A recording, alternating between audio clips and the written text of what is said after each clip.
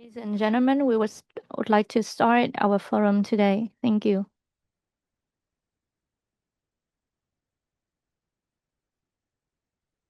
Distinguished guests, domestic international experts, we would like to welcome you to our Asia Knowledge Sharing Forum on the Chandler Good Government Index 2025 CGGI, developed by the Chandler Institute of Governance (CIG) and the Academy of Public Administration and Governance (APAC). Ladies and gentlemen, in the context of strong globalization and digital transformation, improving the effectiveness of state governance and promoting a proactive government that serves the people and businesses is becoming the urgent requirement for countries, especially the Asia, to share international knowledge and experience, and also to introduce the results of 2025 CGGI.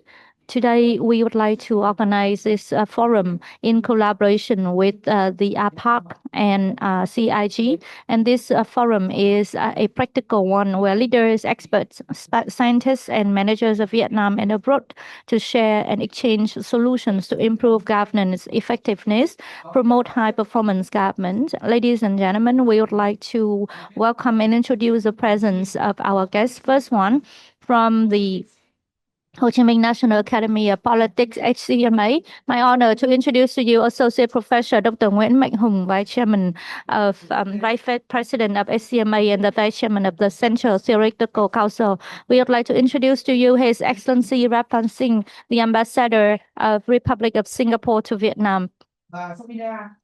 My honor to introduce to you Ms. Samana Steen, Assistant Resident Representative, Head of Governance and Participation, UNDP Vietnam. And particularly Mr. Alex Perves from Europa, and also university students of McCarthy to join us online. From the central agencies and local governments of Vietnam, my honor to introduce to you Mr. Lê Quang Hoa, Vice Chairman of People's Committee of Nguyen Province. Mr. Nguyen Quang Vinh, Vice Chairman of the Vietnam Chamber of Industry and Commerce, VCCI. From Chandler Institute of Governance, CIG, our co-organizer, my honor to introduce to you Mr. Lam Yong, board member, CIG, former Deputy Secretary, Industry of Ministry of Trade and Industry Singapore, and also former Executive Director of Singapore Business Association, Mr. Dinesh Naidu, Director Knowledge, CIG.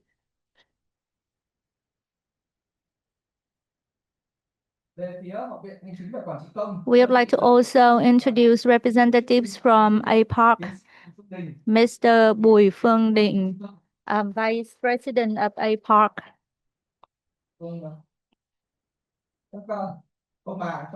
Together with the management from APAC, we would like to also welcome the presence of representatives from units and affiliated bodies of HCMA.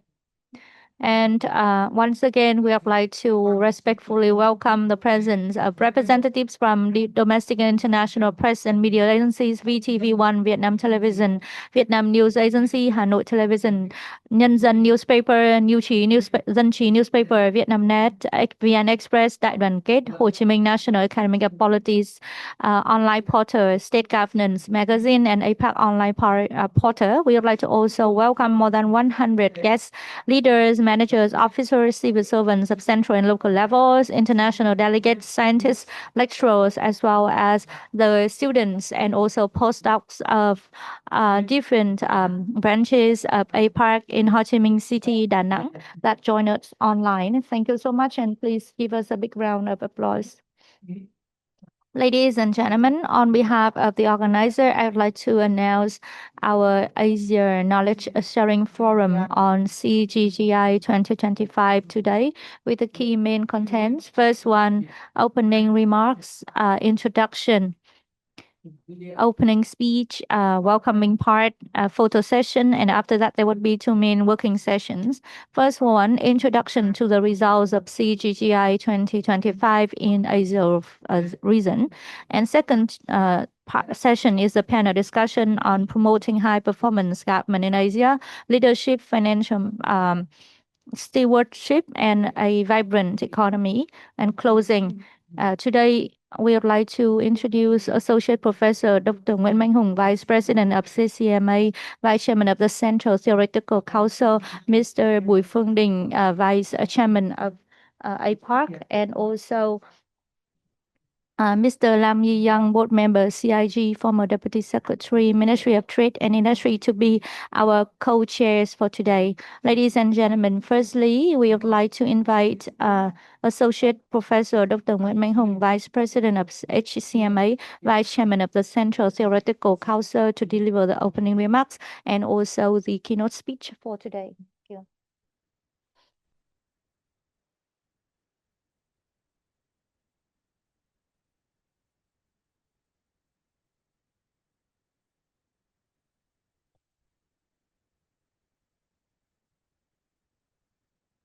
Mr. Japan Singh, Ambassador of Singapore to Vietnam, Mr. Lam Li Young, Board Member, Chandler Institute of Governance, Mr. Lê Quang Hòa, Vice Chairman of Nguyen Province People's Committee, Mr. Nguyễn Quang Vinh, Vice Executive Chairman of VCCI, dear all international experts, scientists, and online and on-site participants. Today, I am very humble and privileged to be on behalf of leaders of HCMA to deliver the opening remarks for our Asia Knowledge Forum on the Chandler Good Government Index 2025, developed by CIG in 2025 Asia Vision. I would like to extend my best wishes and good health to you all. Ladies and gentlemen, our forum takes place in the context of Asian countries undergoing significant transformation to enhance governance capacity, modernize public service, and strengthen the institutional resilience in the face of increasing unpredictable global changes. In Vietnam, the Communist Party consistently identifies improving the effectiveness and efficiency of the government as a core condition for rapid and sustainable national development. The recent resolutions of Politburo emphasizes the need of building a streamlined apparatus with strong implementation capacity, administrative discipline and order, policy coordination, and promote innovation in public management. This spirit has also been repeatedly emphasized by our General Secretary Tolam when addressing the requirement of building an apparatus that's substantive, effective, and well worth much actions. Meaning that the effectiveness of government operations like not only in words and slogan, but in the real results that deliver the benefits for people, and it is also aligned with the new trend of state governance. And in this context, referencing the independent objective international government performance indicators as CGGI is quite important. This index includes 35 indicators across 7 pillars, not only assess the government's operational capacity, but also reflects institutional strengths, leadership quality, policy planning, implementation capacity, and importantly, create value and enhance national competitiveness, improving the life of people. The country's high ranking or rapid improvement in ranking reflects not only the status but also capacity in its institutions, the quality of leadership, fiscal discipline, transparency in governance, and degree of alignment between policies and development needs. In 2025 results, we see Asian countries are making strong breakthroughs. Vietnam has risen 12 places in the past 5 years, improved in 6 out of the 7 pillars, particularly in leadership and vision, public finance, stewardship, and market attractiveness.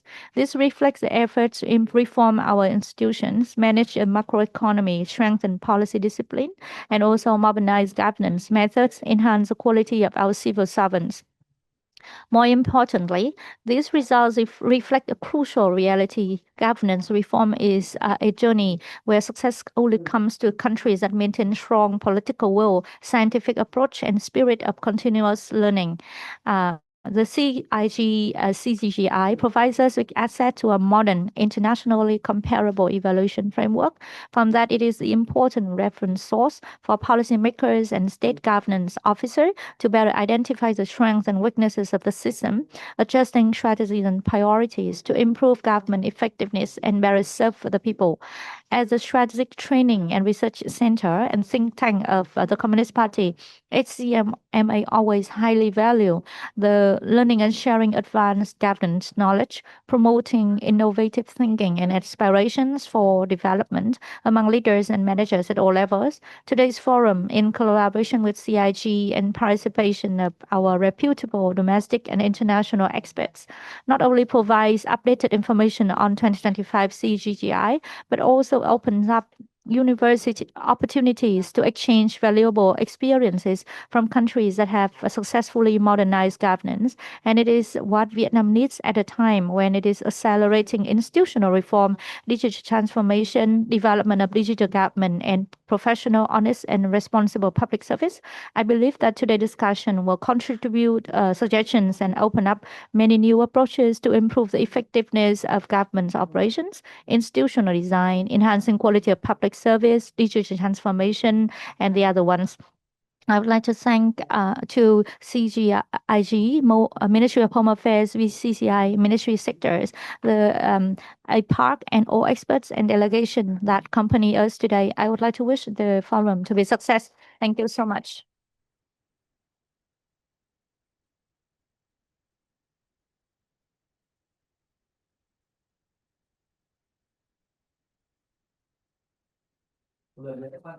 Once again, we would like to thank Associate Professor Dr. Nguyen Mạnh, Vice President of HCMA, and ladies and gentlemen, coming to our seminar today.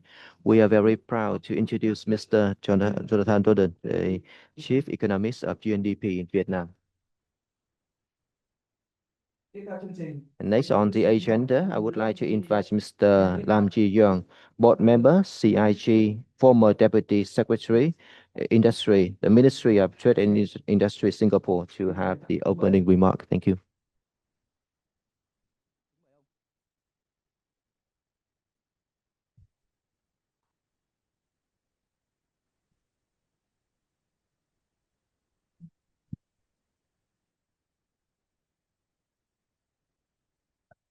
Associate Professor Dr. Nguyen Man Huang, Vice President of the Ho Chi Minh National Academy of Politics, Mr. Lê Quang Hoa, Vice Chairman of the People's Committee of Hong Yên Province, Mr. Nguyen Quang Vinh, Vice Executive Chairman of the Vietnam Chamber of Commerce and Industry, Dr. Bui Hong Ding, Vice President of the Academy of Public Administration and Governance, Ambassadors, Excellencies, distinguished Vietnamese and international guests. Xin chào, good morning. It is a great pleasure for me to be back in Vietnam for the Asia Knowledge Sharing Forum on the Chandler Good Government Index 2025. I was last here 2 years ago with my family for a holiday exploring the beautiful sites of Hanoi, Ha Long, and Ninh Binh. And before that, in 2022, I had the privilege of representing Singapore at the APEC Business Advisory Council meeting that was hosted by Vietnam. During that visit, I had the honor of meeting with then President Phuc, and also had the opportunity to call on officials in the Ministry of Foreign Affairs and Ministry of Planning and Investment to discuss the strengthening of business and trade ties between Vietnam and Singapore. On behalf of the Chandler Institute of Governance, or CIG for short, I would like to extend a warm welcome to all participants to this morning's forum. Regardless of whether you are joining us here in person or online, I hope you will find the forum useful and your time here well spent. I would also like to extend our deepest appreciation to the Ho Chi Minh National Academy of Politics, HCMA, and the Academy of Public Administration and Governance, APAC, for partnering us to convene this forum and for hosting us in this beautiful venue. The Chandler Institute of Governance is an international non-profit organization headquartered in Singapore and dedicated to promoting high-performance governments around the world. Since 2019, we have worked with governments across Asia, Africa, and beyond to build capabilities, strengthen institutions and systems, and share knowledge. Across the many countries that we work with, Vietnam consistently stands out for its commitment to improving public sector performance and delivering better outcome for its people. We have seen firsthand the dedication of Vietnamese leaders and institutions to long-term capacity building and reform. CIG's partnership with APAC dates back to CIG's founding years and has grown steadily since. The signing of a Memorandum of Understanding in 2020 laid a solid foundation for collaboration, paving the way for leadership and capability building for efforts. Together, we have designed and delivered training programs and workshops aimed at strengthening public sector leadership, enhancing institutional effectiveness, and advancing good governance practices. Recently, we are pleased to organize the first segment of the latest edition of the Modern and Effective National Governance Program for Emerging Leaders, or MNGPAL for short, here in Hanoi. And I know some of our guests here today have also participated in this or previous edition of MNGPAL. Personally, I'm pleased to have played my little part in sharing about leadership and Singapore's economic planning process with MNGPAL participants in 2023 and 2024. Our cooperation over the past 5 years reflects the strong partnership we have built and remain fully committed to deepening our collaboration with HCMA, APAC, and other institutions in Vietnam. While training has been the backbone of our collaboration, today's event marks an important expansion of our partnership to evidence-based knowledge-sharing initiatives and other possibilities. Today's discussion will highlight the results of our Chandler Good Government Index 2025, focusing on Vietnam and the Asia-Pacific region. As you will hear in the upcoming presentation, Vietnam's performance in the index is remarkable.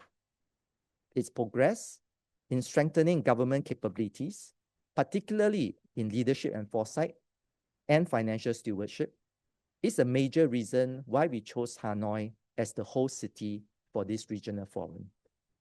This is a good opportunity for other countries to learn from Vietnam's achievement in building a high-performance government. We are heartened to see such a diverse gathering of leaders, practitioners, experts, and academics from Vietnam and other countries here today to discuss how we can drive high-performance government in the region, especially in the critical area of leadership, finance, and economics. We are grateful for your time, and your presence underscores the shared commitment to the development of Vietnam and the Asia-Pacific region. I hope today's discussion will provide useful insights and spark ideas for further collaboration. We look forward to continuing our partnership with HCMA, APAC, and other institutions in Vietnam as we work together to share knowledge and promote the building of high-performance governments. Thank you very much and enjoy the day ahead. And next, we'd like to move on to the main part of the program. Next on the agenda, I would like to introduce Mr. Dinesh Daidu, the expert in charge of CGGI, and he will have a sharing with us on the CGGI and implication for Asia. Thank you.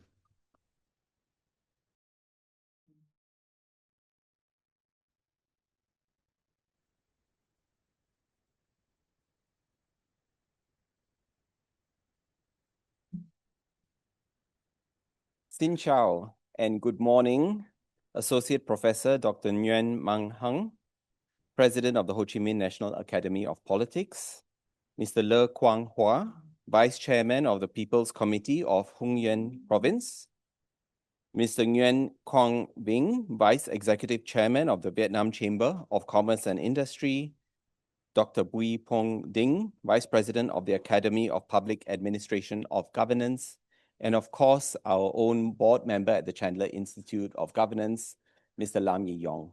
welcome everyone and thank you for joining us for this morning's event.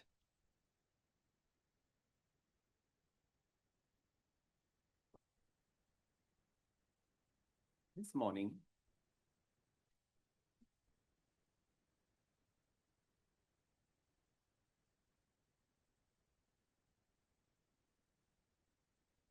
hello? Okay.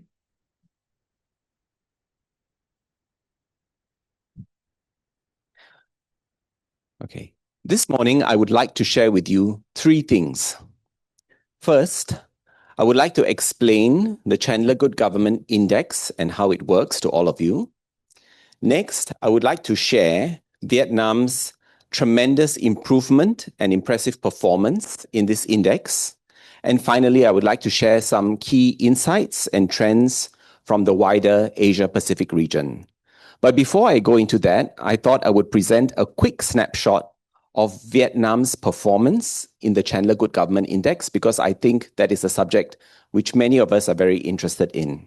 So as you can see from the screen, Vietnam is ranked 48th out of 120 countries in the Chandler Good Government Index in 2025.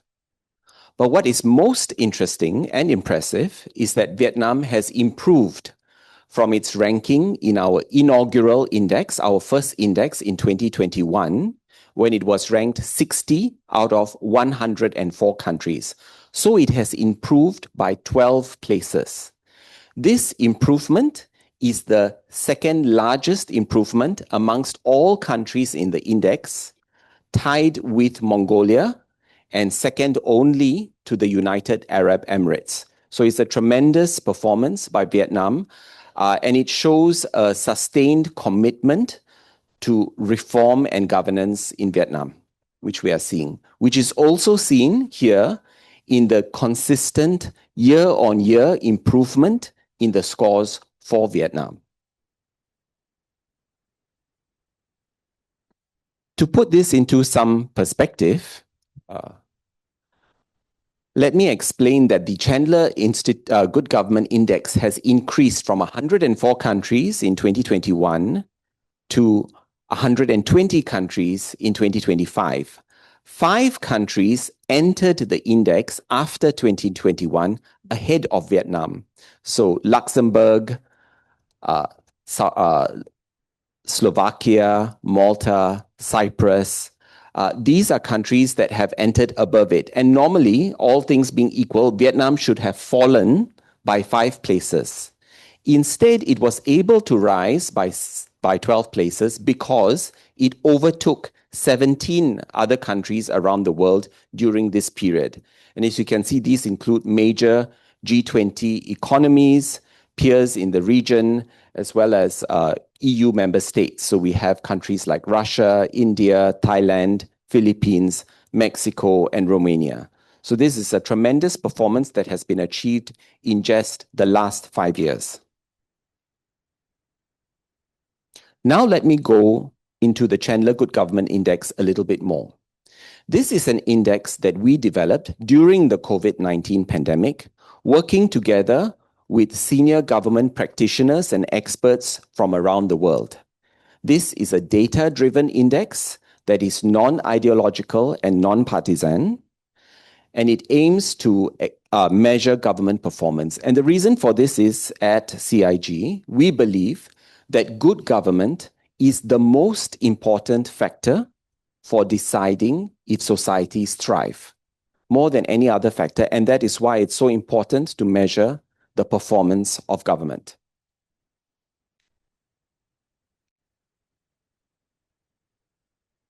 Looking at the design of the index, we have 7 pillars, and the first 6 pillars measure government capabilities. This is like looking under the hood of the car, at the engine of government. And we measure 6 different capabilities. We measure 6 different capabilities here. We measure leadership and foresight, robust laws and policies, strong institutions, financial stewardship, attractive marketplace, and global influence and reputation. For each of these pillars, we track 4 to 5 different indicators, giving a total of 25 indicators. When governments look at this index, they are able to benchmark themselves against their peers to see where they are performing well and also to diagnose areas for further improvement and to prioritize. Our last pillar is a little different. We call this our Helping People Rise pillar. As was mentioned just now, we need to go beyond words to action. We need to see real improvements on the ground and measure what matters to people. And that is what this pillar is trying to do. It measures 10 indicators, including health, education, employment, and many other factors that affect people's daily lives, because we believe we cannot talk about good government without measuring the outcomes for ordinary citizens. So that is the purpose of this pillar, and there are 10 indicators here. So taken together, we have 35 indicators, and we take the average score of all 35 indicators to develop an overall score for every country.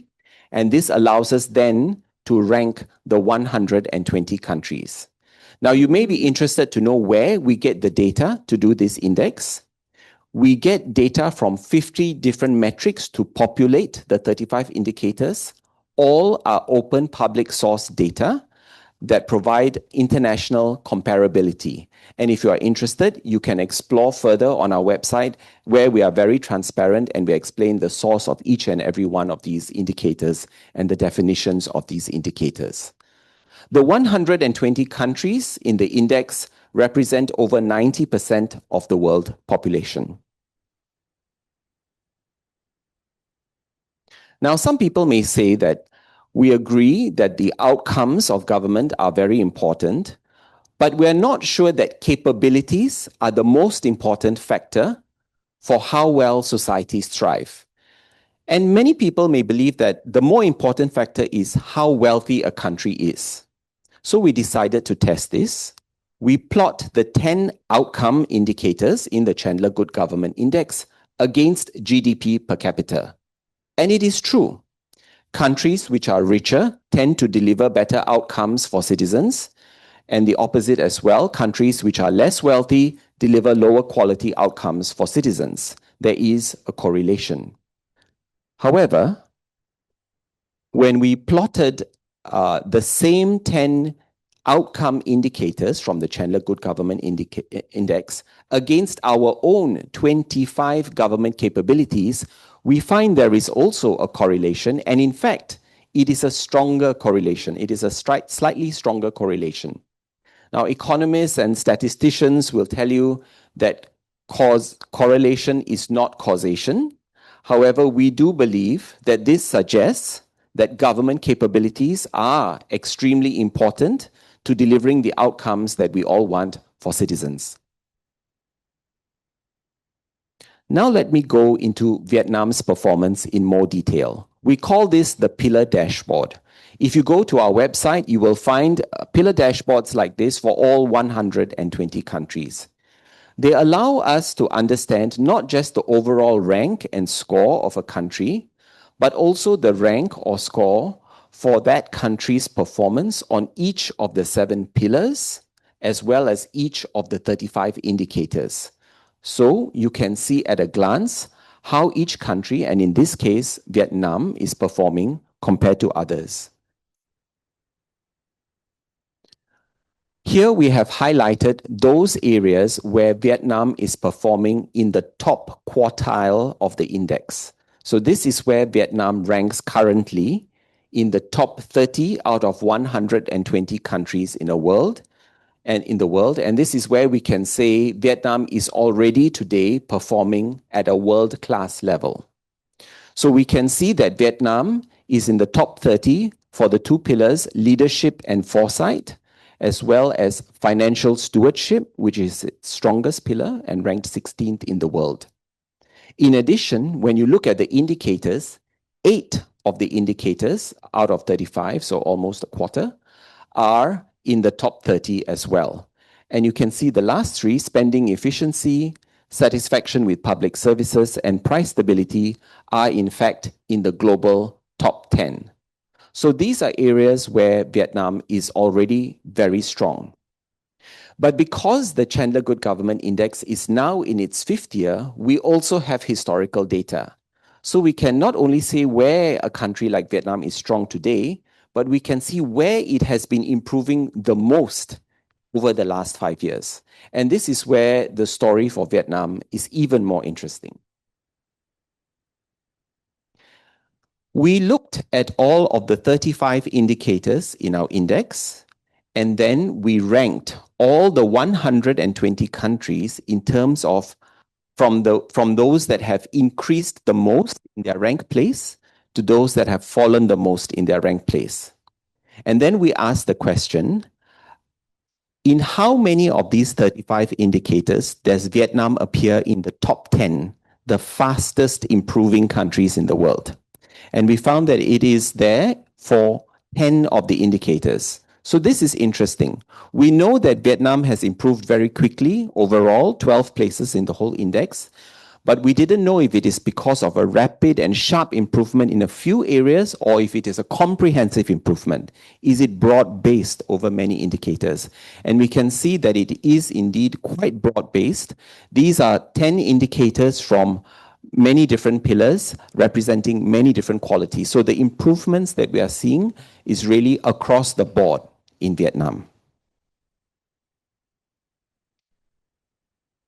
This slide combines the findings from the earlier 2 slides, so you can see at a glance areas where Vietnam is currently at the top, in the top 30 of countries around the world, areas where Vietnam is improving very rapidly, and areas where Vietnam is both. It is currently in the top and it has improved very rapidly to get here recently. And you can see that so many of the boxes in our index are being ticked by Vietnam in this area, which shows really the depth and the breadth of improvements in Vietnam. Now I'd like to show you a slightly different data visualization. On the left, we have a simple column showing Vietnam's pillar ranks, so how it ranks compared to other countries. But on the right, we have what we call a spider chart. And this is showing Vietnam's performance in terms of score, not rank, across the 7 pillars. Vietnam's score is shown by the black line. The gold line shows the world average, and the dotted line shows the average for the Asia-Pacific region. So you can see that Vietnam is outperforming both the world average and the regional average in 4 pillars: in leadership in foresight, in financial stewardship, in attractive marketplace, and in the very important helping people rise pillar. And among these, we can see that the sharpest and most prominent distinction is in the financial stewardship pillar. So I would like to share a little bit about this in the next slide. To have a sense of how Vietnam is doing in this pillar, we wanted to compare it with some other countries, and we chose the G7 countries, which, as you know, are some of the wealthiest and most established countries in the world. Now, financial stewardship is a very unusual pillar in the Chandler Good Government Index. Countries that normally do very well in other pillars struggle in this pillar. And there is a reason for it. During the COVID-19 pandemic, as you would know, many countries had to spend a lot of money to deal with the crisis. Many of them took on more government debt. Many of them increased their budget deficits.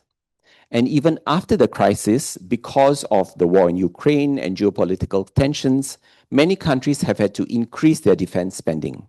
Yet other countries are facing rapid aging, increasing demands on healthcare spending.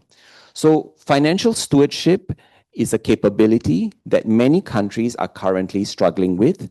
And it is interesting to see how Vietnam, in this case, is really outperforming so many other countries in the world. It outperforms 6 of the 7 G7 countries. It is the only one which has improved its score over the last 5 years. And you can see its performance in the indicators as well, where it does particularly well for spending efficiency, for example. Next, I would like to talk a little bit about our wider Asia-Pacific region. So at the Chandler Institute of Governance, we talk about this phenomenon called the governance gap. This is a chart showing the performance, the average performance of the different sub-regions in our index. So each of our regions, for example, Asia-Pacific region in our case, is broken into further sub-regions. Asia-Pacific region comprises Oceania, East Asia, Southeast Asia, and South Asia. And we can see that those regions that are at the top are performing at a high level, high performance governments. And these include, of course, Northern Europe, Oceania, Western Europe, and North America. The other sub-regions follow, but you can see there is a gap. There is quite a large gap between the high performers at the top and everybody else. What is interesting is that Southeast Asia and East Asia in particular are doing well. They are on a positive trajectory, and you can see that East Asia is actually breaking away from the other sub-regions, is starting to introduce a gap of its own with the other regions, and is slowly and hopefully eventually converging with the other high-performance governments at the top of the table. We can also see that South Asia is very different. It is at the bottom and is together with Sub-Saharan Africa. So Asia-Pacific region is one of the most diverse regions in the world, including countries like Australia, New Zealand, as well as Pakistan and Bangladesh. So a tremendous range of countries. I will go into the data a little bit more. This is a table showing our Asia-Pacific countries and how they have changed in rank from 2021 to 2025. And you can see quite a lot of red because many of them have fallen in rank. But I want to use this just to guide your use of the index in future, not to be too obsessed with ranks, because ranks can change for a few reasons. One is a country's own performance, whether its score has improved or worsened, but it is also affected by the introduction of new countries to the index, which can affect its rank placement if they appear above them. And it is also affected by the performance of other countries. So a country might improve its score, but because another country improves even more, it can overtake it and its rank can fall. That's why we prefer to use scores for a more detailed and deeper analysis. This gives a better picture of how countries are performing.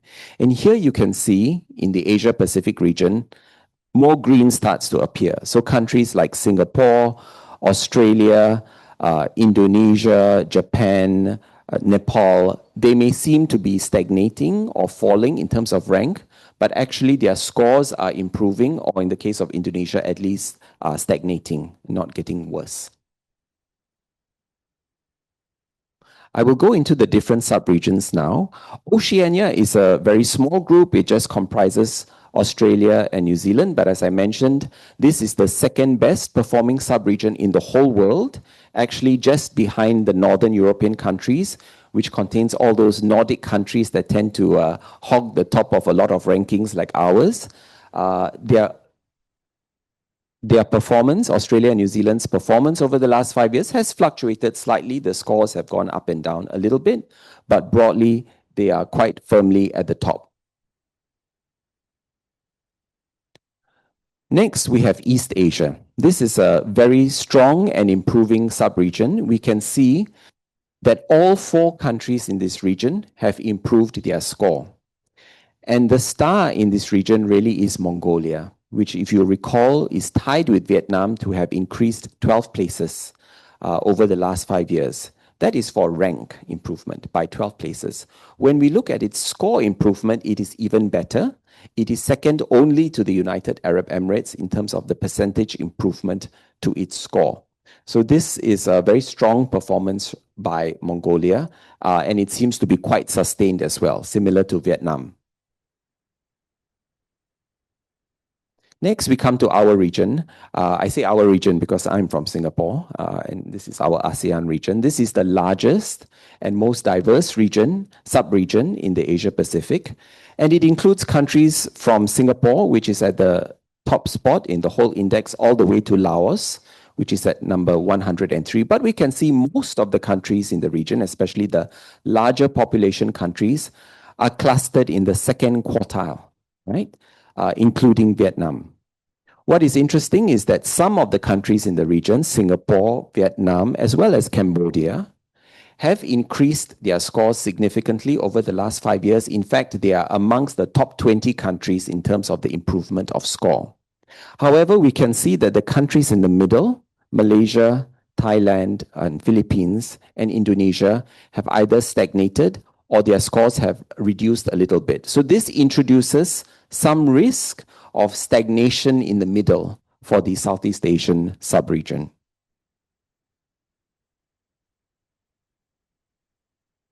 Finally, we come to the South Asian region. So as we saw earlier, this is the weakest performing sub-region in the Asia Pacific.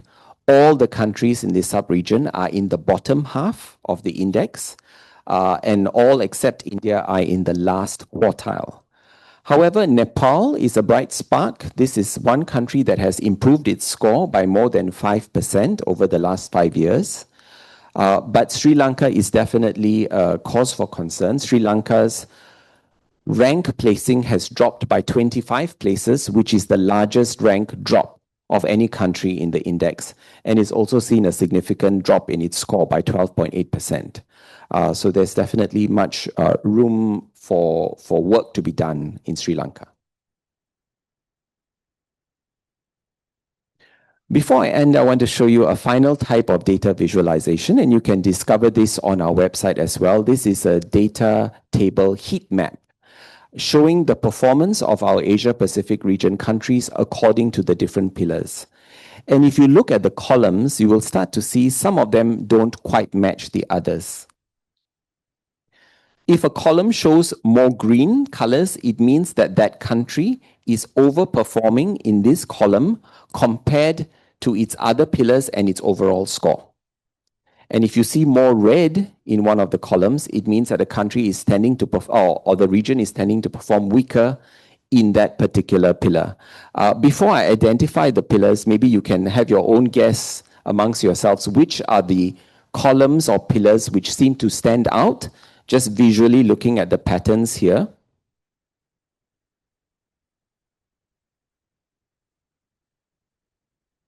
So the data shows these two pillars are of interest to our region. Financial stewardship is an area where many countries in the region are performing better than their own overall performance or their performance in the other pillars. And global reputation and influence is an area where many countries in the region do not perform as well compared to the other pillars. So here we see some countries which are outperforming their own score. They are 10 places or more than their overall rank for financial stewardship, including China, Vietnam, Thailand, Mongolia, Cambodia, Bangladesh, and Nepal. So it's interesting, it's the full range of countries, not just the East Asian or the higher income countries, but all the way, including countries like Cambodia, Bangladesh, and Nepal, have relative strengths in financial stewardship. Meanwhile, the same is true for global influence and reputation. This is an area where the region tends to perform weaker, and this is a trend we see up and down the table, all the way from Singapore and New Zealand, down to Nepal and Laos.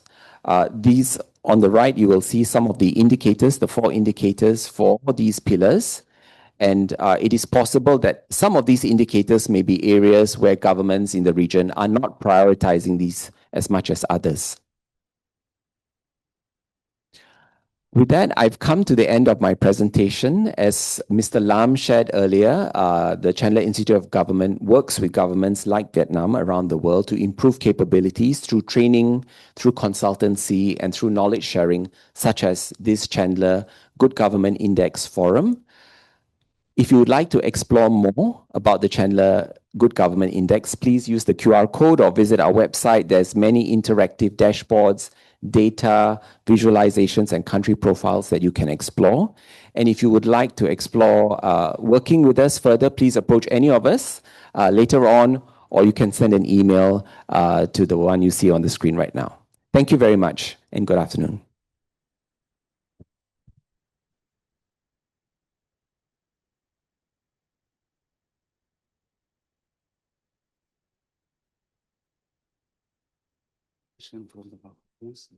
Okay. Về đây anh. Okay. Okay, thank you very much, Mr. Dinesh Naidu, for very excellent presentation on CGGI 2025 for Asia Pacific. No, not much in Vietnam knows about CGGI, even in this room. So we would like you, please, to take one or two questions about CGGI for the people. It's okay? Okay, so please, question from audience. Please, Professor Chien from Institute for Leadership and Public Policy. Thank you very much for your presentation. I have a technical question. What is the theoretical platform, which is the theoretical background or theory that you base on to develop the indicators in CGGI and not the others? Why these indicators and not the others? What is the theoretical background for it? And second, I think that you may need to conduct some surveys for some indicators like the reputation of a country. How do you conduct the survey? What is the sample size, etc., to get data for indicators? Some other indicators, you may use statistics.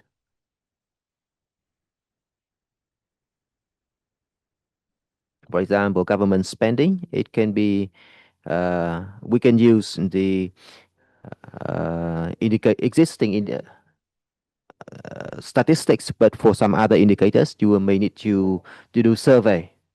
Two questions. First, what is the philosophy or the theoretical basis? And second, what is about the surveys? Thank you.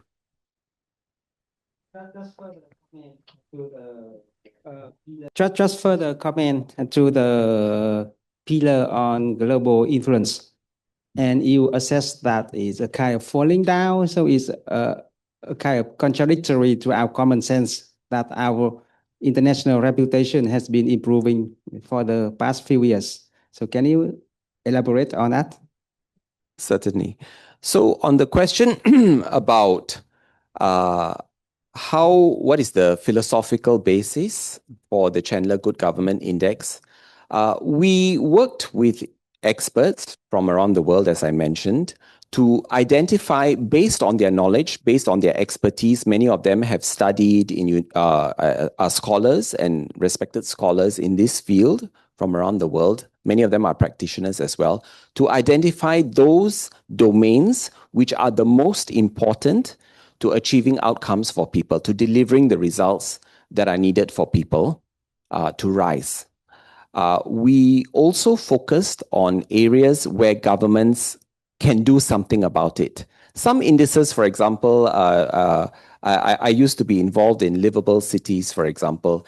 They will rank the cities in the world based on which are the most livable, and they may look at things like climate, which a country cannot control, right?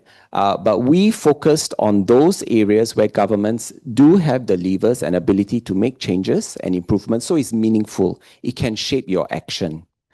So these are some of the approaches and the thinking behind the design of this index. In terms of your question on surveys and how we conduct the surveys, for all of the 35 indicators, we are using open public data sources. And this is all captured in our report and online, and you can explore further. We take 50 different metrics. As you pointed out correctly, many of these metrics are quantitative. For example, spending efficiency. But some of them are survey-based because we do need to measure perceptions. And for these, we rely on other surveys or indices conducted by other respectable and reputable third parties that we find to be non-ideological. and they have their own individual survey methodology for the different indicators and metrics. And it's quite transparent. You can refer to it in the technical annex as well. Okay, I hope that answers your question.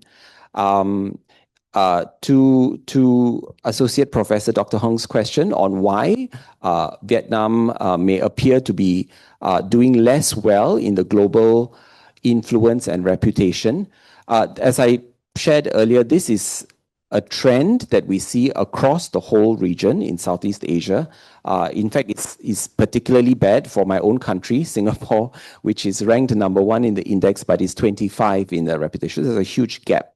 So we seem to see this quality for some reason in the Asia Pacific, where countries do quite well in their score, but it's not turning up in the global influence and reputation for some reason. The global influence and reputation, maybe I can, if you permit me, go back to that slide. Can I control this? Oh, I can't. Okay. It's made up of 4 indicators. We look at international trade, international diplomacy, nation brand, and passport strength. So you can see these are 4 quite different indicators, and it will vary from country to country. So for example, nation brand looks at the success of promoting tourism and organizing international conferences in a country. Passport strength, I think you would all be familiar with, and so on and so forth. So we have different metrics and indicators for each of those. And it's quite a complex topic, and it includes the fact that sometimes, as I mentioned earlier, countries are entering at a higher level in the index, and this can cause countries to fall in the ranking because those countries can do better. So for example, in the case of a country like India, if we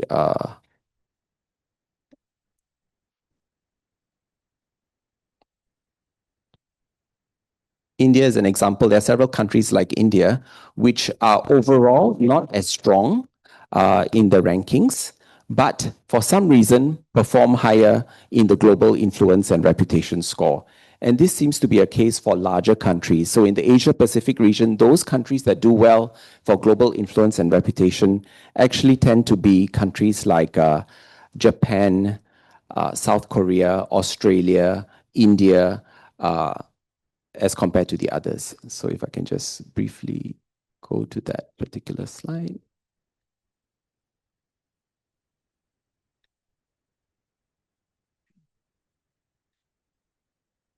Yeah. So these are the main indicators for this particular ranking.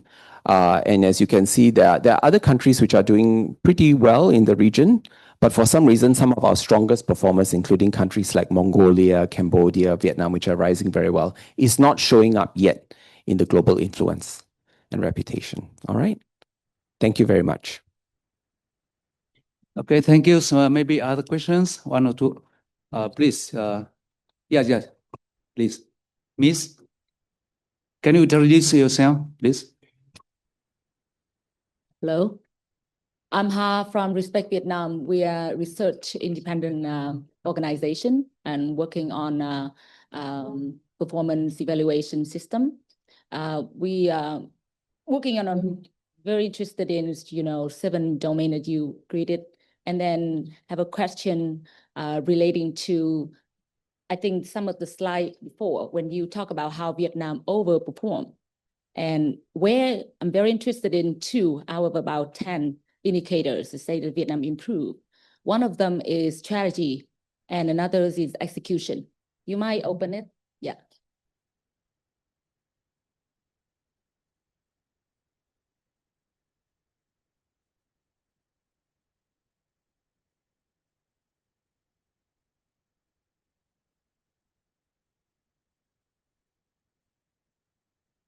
Are you referring to this slide? Yes. Okay. Yes. Yeah. I'm interested. I'm like everyone else. I'm new to these indicators, but very impressed with the 7 domain. But when you identify that Vietnam is among the most improved country for these indicators, there are 2 indicators: number 2 on the left, and number 3 on the left, and number 4 on the left is strategic prioritization and implementation. And I understand that this would relate to some of the key domains you identified earlier. My question is, when in most of the country in the world having any kind of strategy and execution is reflecting in all 7 domains that you just presented, and that's showing the result. Whether in Vietnam, we are lean to go into the direction of studying some sort of, we call it lean governance and lean operation, where the 2 dimensions, exactly what you identify over there is, we call it strategy development and execution or capability. And in the various Vietnamese and Pan way, we call it a chopstick way. It's like 2 chopsticks. You only can capture any goal, any objective with one very good and clear strategy. And another is execution capability, how to implement that strategy. So with that presentation, I'm not clear why that one related to the 7 domain. My question is, can you explain how this these indicators related to the 10 domain? And the second question is, do you think that looking into those 2 domains like a 2 chopstick is maybe oversimplified? Thank you. Okay. So these are 10 indicators from our index. Our index contains 35 indicators. So if you look at, you mentioned strategic prioritization and implementation. If you look back at this dashboard, you can see that strategic prioritization appears here and implementation appears here under strong institutions. So they are all indicators within the index, and they're just one of many indicators. So to your question, we will not say that there are only 1 or 2 indicators which are the most important. In a way, these are 35 of our children. I will not have a favorite to say which is my favorite or most important child. We believe that all of them are very important, but in different ways, and maybe different importance to different countries at different stages of their development as well. So that would be my response to your question. Thank you. Okay, thank you. Maybe the last questions I see yes, okay. Mr., please introduce yourself. I come from APAC. And first, I would like to thank you and CGI for sharing information about CGGI. I'm very happy to know that Vietnam's performance has improved and ranked quite high in CGGI. I would like to have a question for you. I would like you to elaborate the correlation between the fiscal disciplinary and the public service quality, because fiscal is one of the strengths of Vietnam. So can you elaborate between the fiscal disciplinary and the efficiency, and how Vietnam, what Vietnam should do to further improve on this indicator?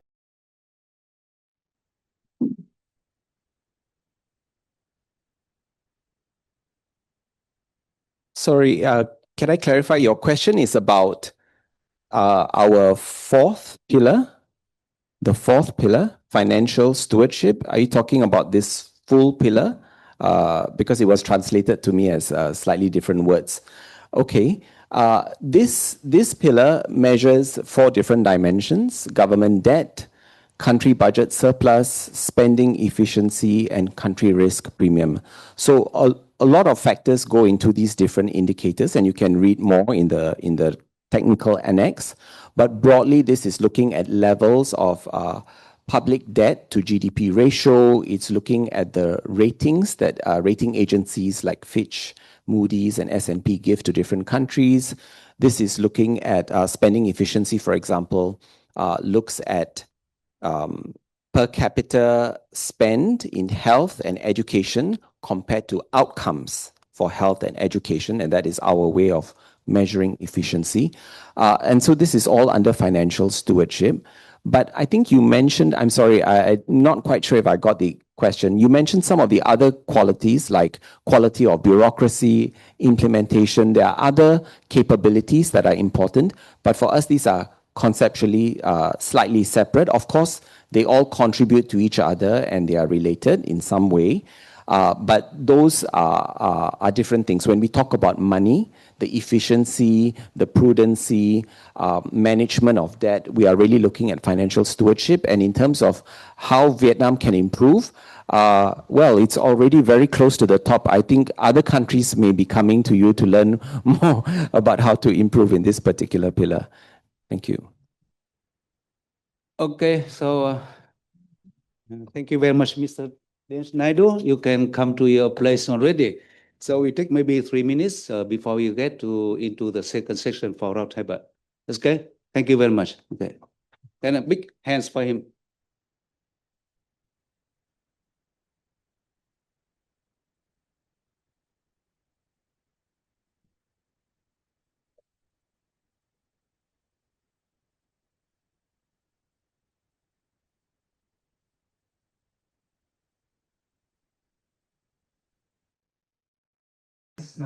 Thank you so much, Mr. Dinesh Naidu. So we have come to the end of the first session, listening to the results of CGGI 2025 in Asia.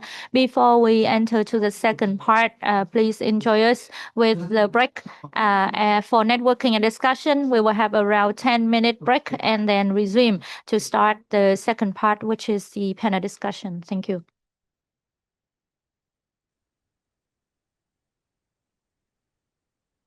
Ladies and gentlemen, dear all panelists and speakers and everyone to join our roundtable discussion today.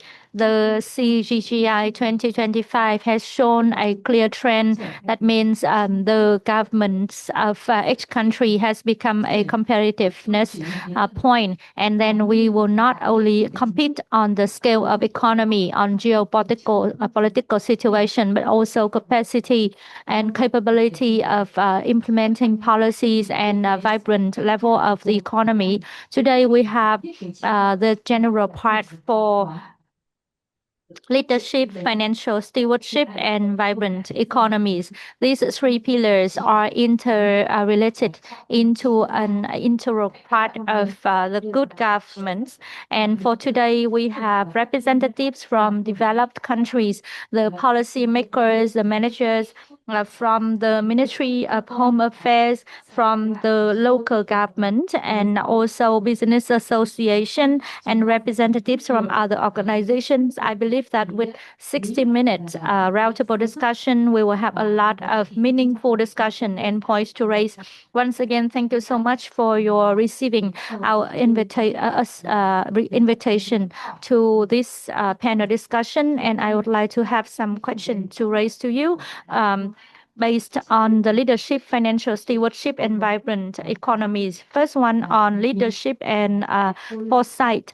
Firstly, I would like to raise a question to Mr. Lam Yi Yang, the former Vice Minister of Industry, and to you, what is the core capabilities that the Asia countries are focused on to improve the high performance government, and why are these capabilities essential to achieve the outcomes that matter to citizens? For example, association to education, improve healthcare, and better economic prospects. Thank you. Vâng, xin được trân trọng cảm ơn tiến sĩ Hoàng Mai. Hi, thank you very much, Dr. Mai. You know, when Dinesh went through the CGGI just now, he talked about the 7 pillars.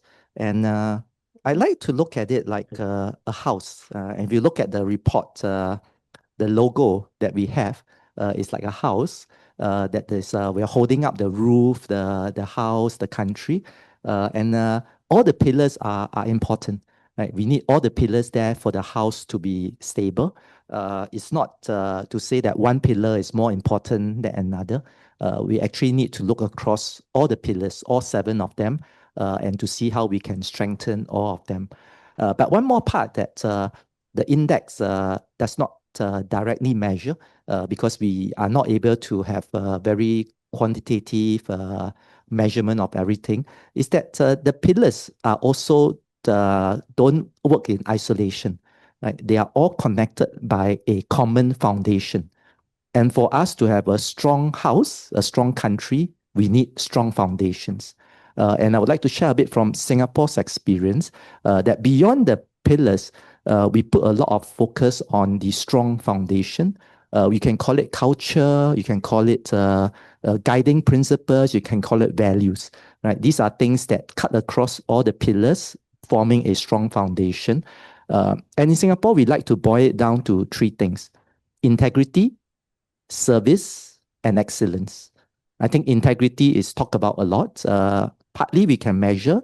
We want to have try and eliminate corruption, collusion, nepotism, practice meritocracy, fairness, so that citizens, businesses knows that there is certainty and consistency in how government policy is applied. Right? So that's integrity. Second is service, is to always remind ourselves that the government, civil servants, public servants exist to serve the people, to serve the country. Right? We exist not to serve the civil service or to serve the government's own interests, but to serve the people and to serve the country. So that's service. And the third is excellence, is to always pursue excellence. And always have this mindset that we want to keep improving. It's never good enough. We may be number one, but we want to do even better, always chasing improvement. And I think that's something that we see a lot in our interaction in Vietnam, right? With the officials, there's always the desire to do better, to improve, whether is it in the index, whether is it in terms of economic development. And I think this consistent pursuing of excellence is something very important that supports the work across all the pillars. So I'd just like to share that in terms of building a strong foundation in terms of integrity, service, and excellence. Right. Thank you.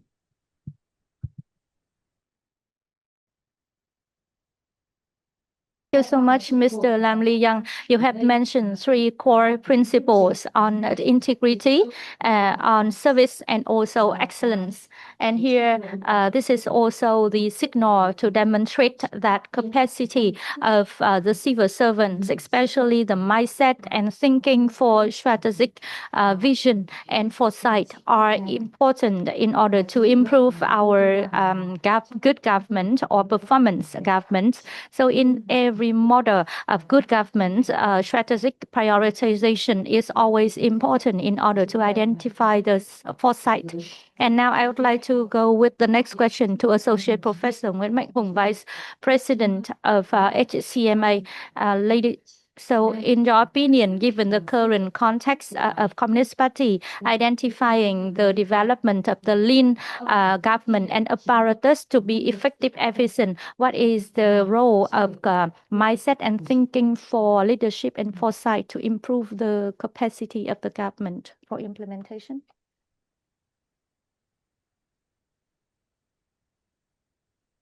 That this capability is very important when we talk about long-term forecasting in the foresight in the four pillars. There is a word of foresight, a term of foresight.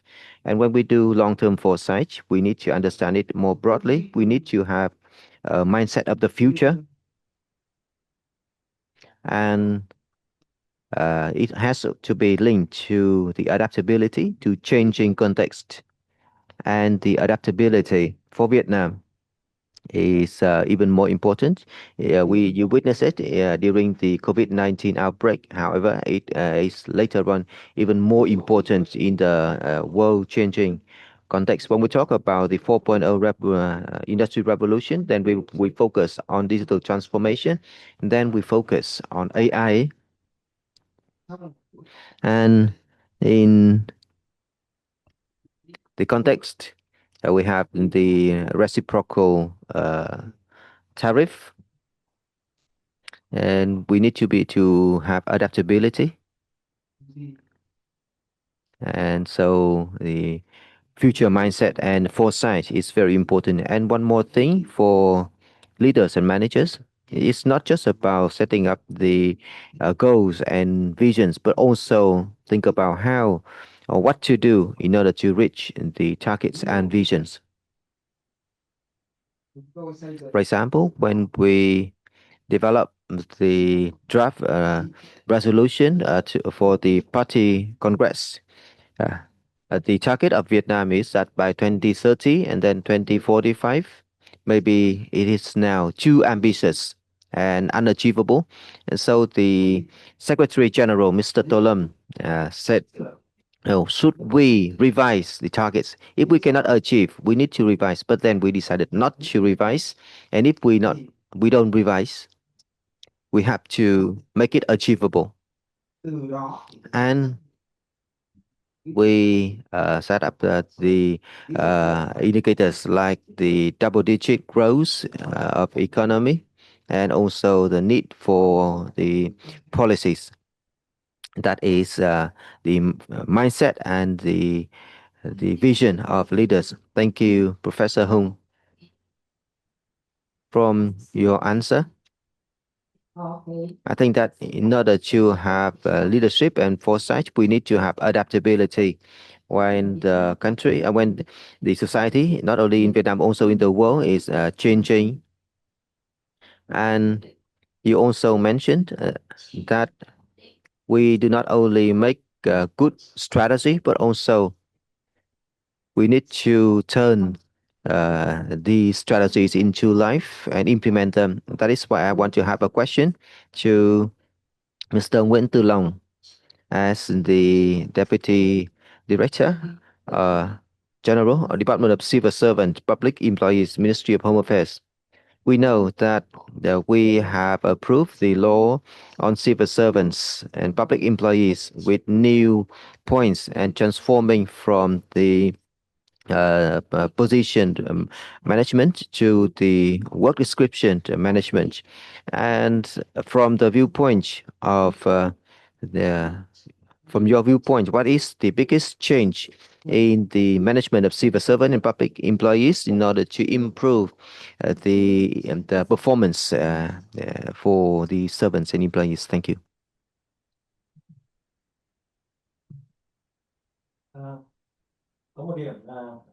There is one thing.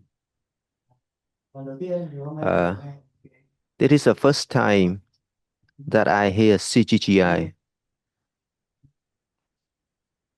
As Mr. Lam has mentioned, during the development of the two laws, you know that this year the National Assembly have approved two laws, the law on civil servants and law on public employees. And when we make these laws, all of the leaders have one same vision, that is to work towards the satisfaction for people and also to promote discipline, to prevent and control corruption.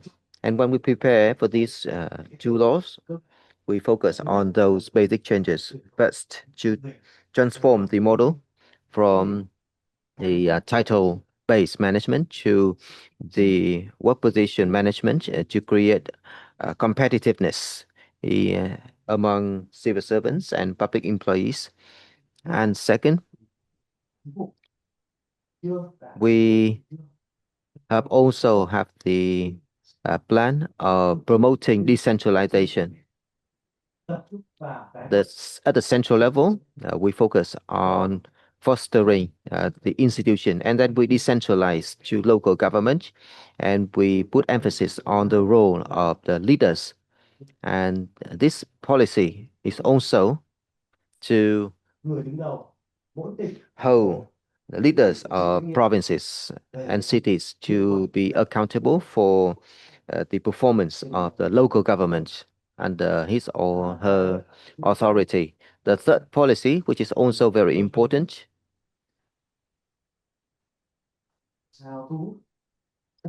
that is how to attract talents to the public service, including both for public administration and also public service provision for civil servants and also public employees. And in both laws that have been enacted, we all propose in order to attract talents, we will need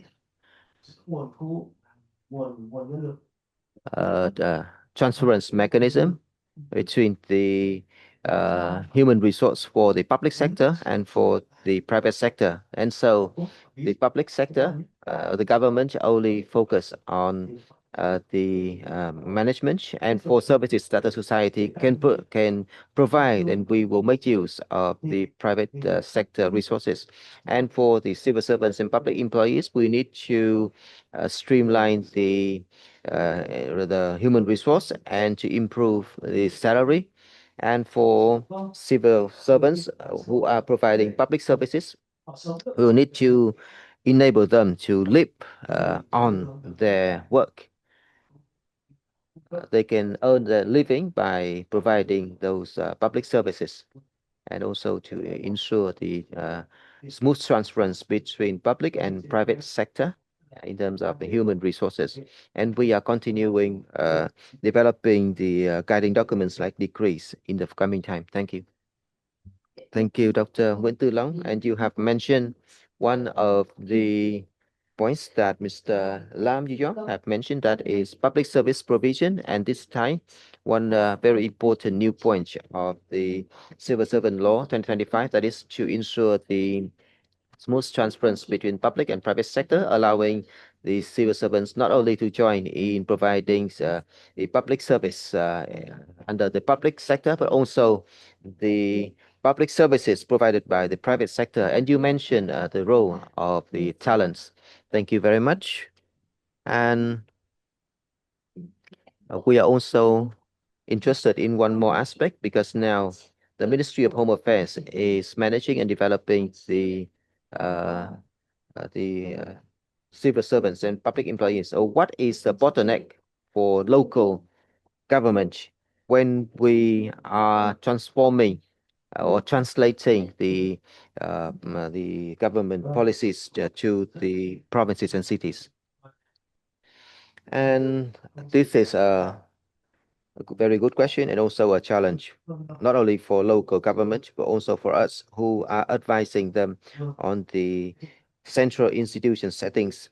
You know that together with the reform of local government, keeping only 2 levels of local government, one of the biggest challenge for us is how to improve the quality of the enforcement and also the public providers. And an unreversible trend now, that is to use the technology. And we, on the one hand, focus on recruitment, to recruit new people. And when they are recruited, they have to meet the requirements of their work position or job description. And that is a very big challenge for us. I think that for the new people, they don't have too much problem, because young people now are very dynamic. And the biggest challenge now for us is the existing human resource. How to enhance their capabilities or build their capacity. We have got research on the qualifications, on the age group, the gender, and we have also produced guidelines. Our people now have direct contact with the public.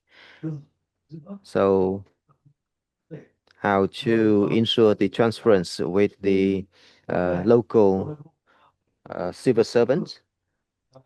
The Ministry of Home Affairs have designated and sent 30 staff to the provinces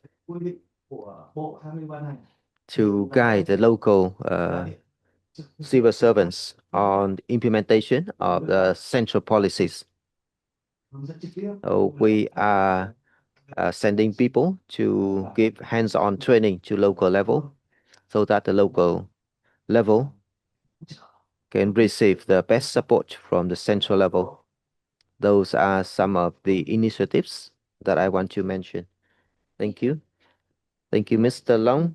And so one of the very important bottleneck now in order to send the major policies from the central level and translate them into actions that will depend on the competence of local staff.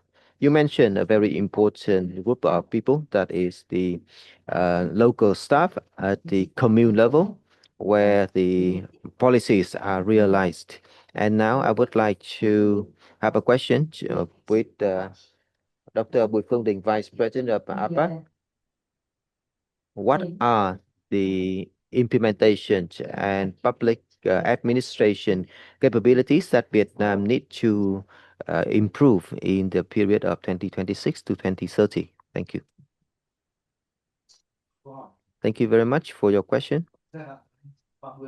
I think that in the 26 to 2030, we will enter the new development era of the development, and we'll start with the next party congress. A lot of works are being done to prepare for the breakthroughs in the coming time.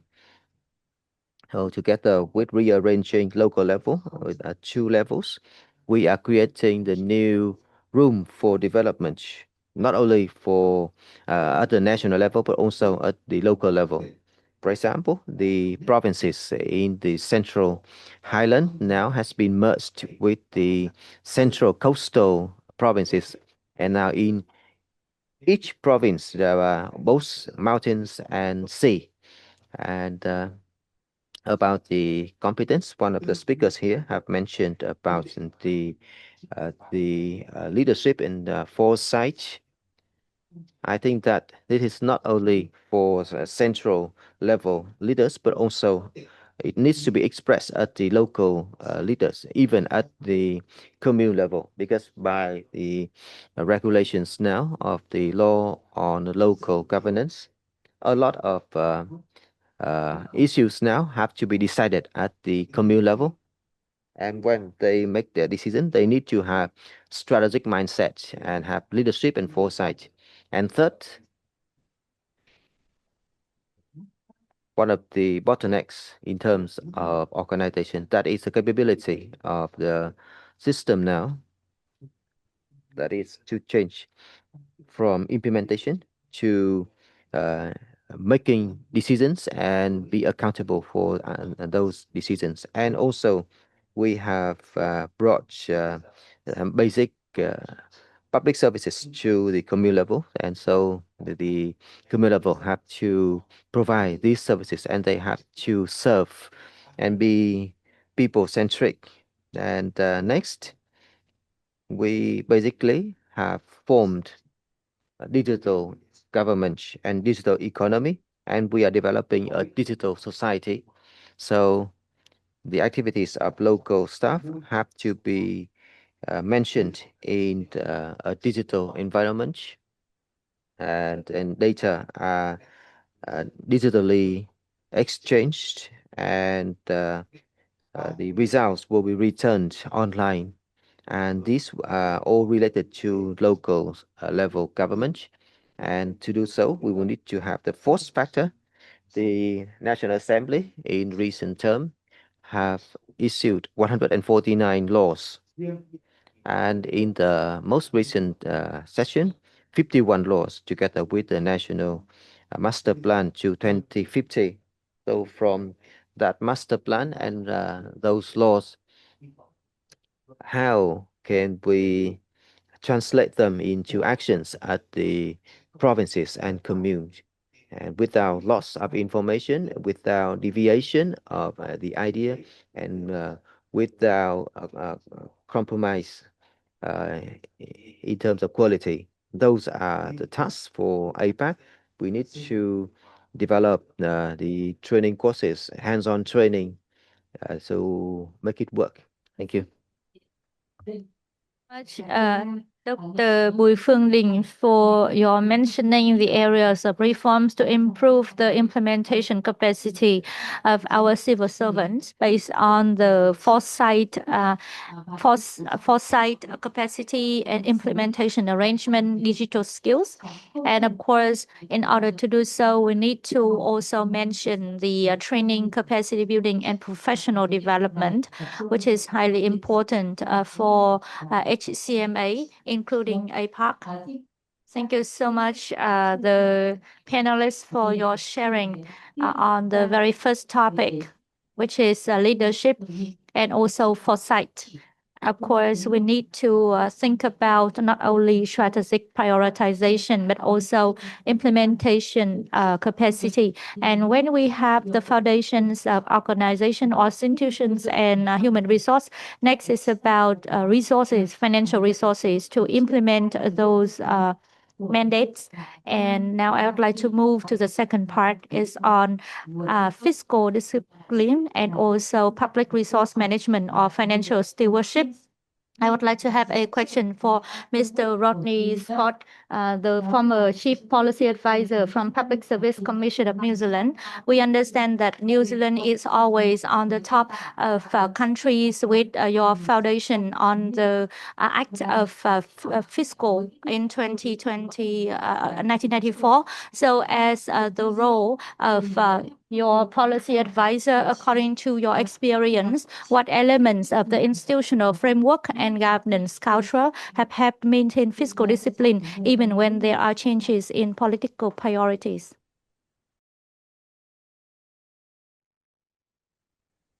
Thank you, Professor Huang Mai. It's a pleasure to join you in Hanoi from my home in Wellington, New Zealand.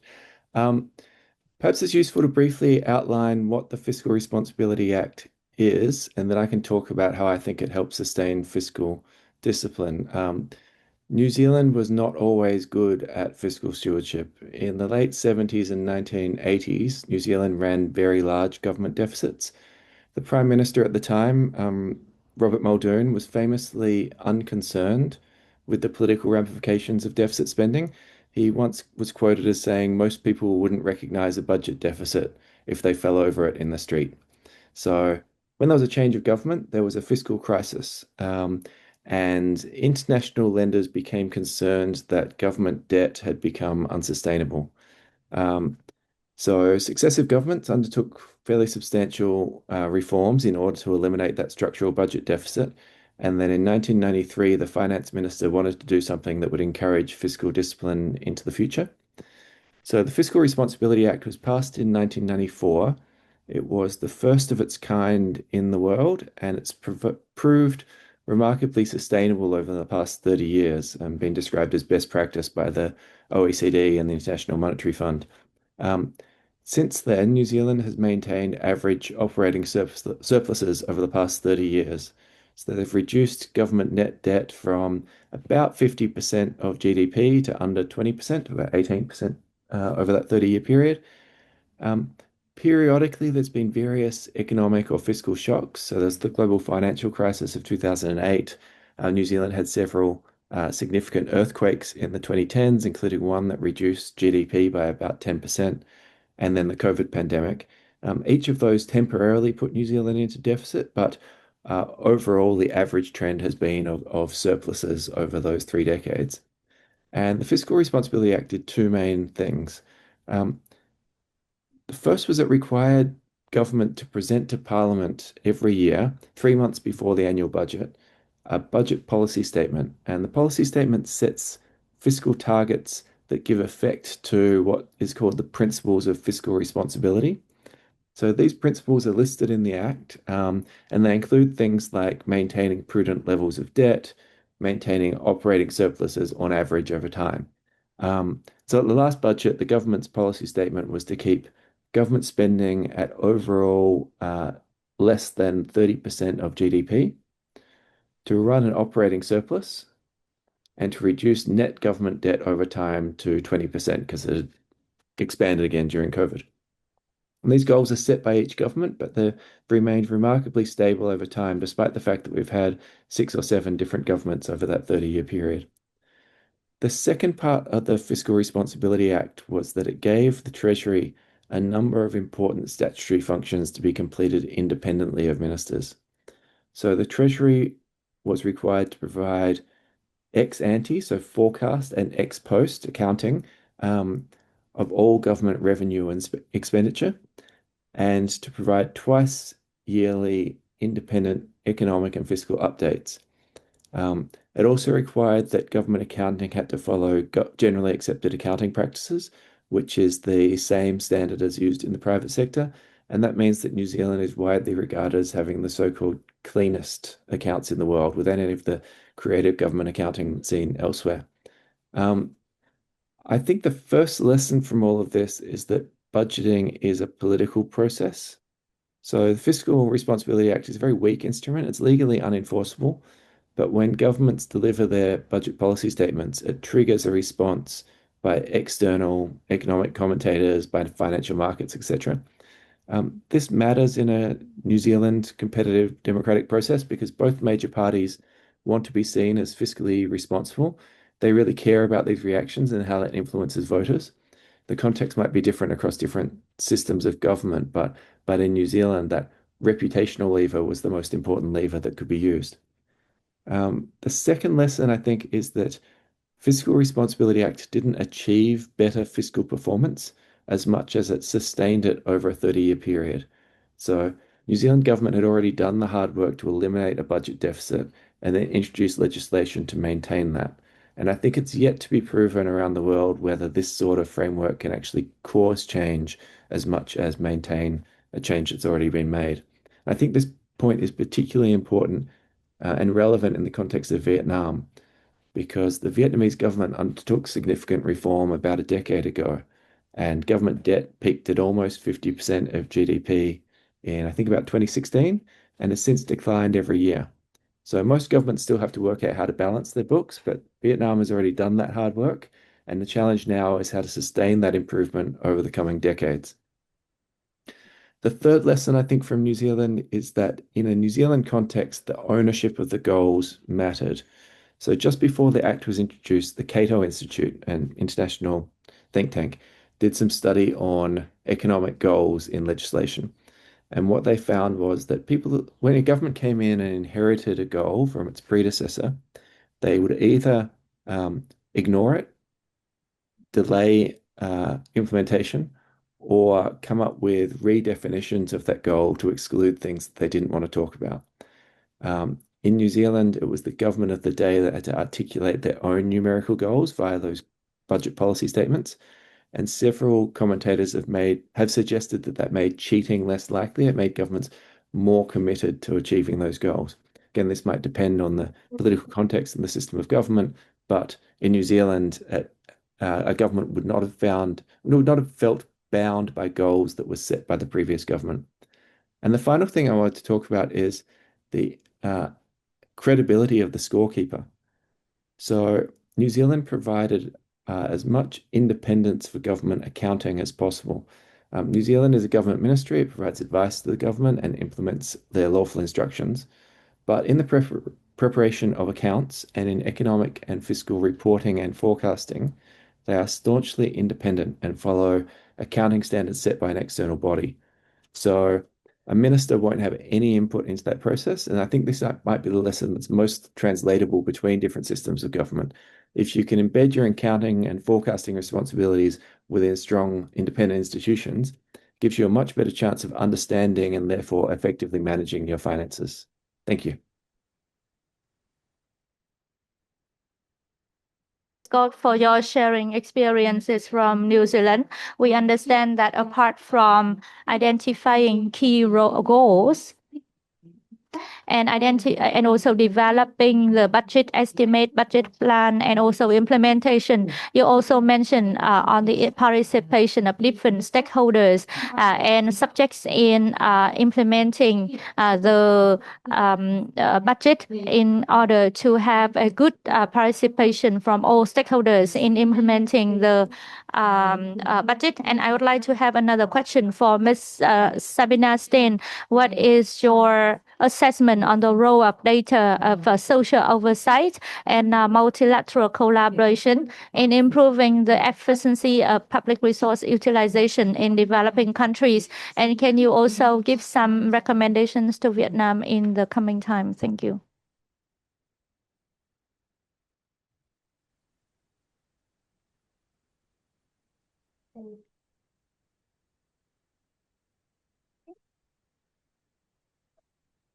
Thank you. Thank you so much for the question, and thank you so much for having UNDP be part of this panel.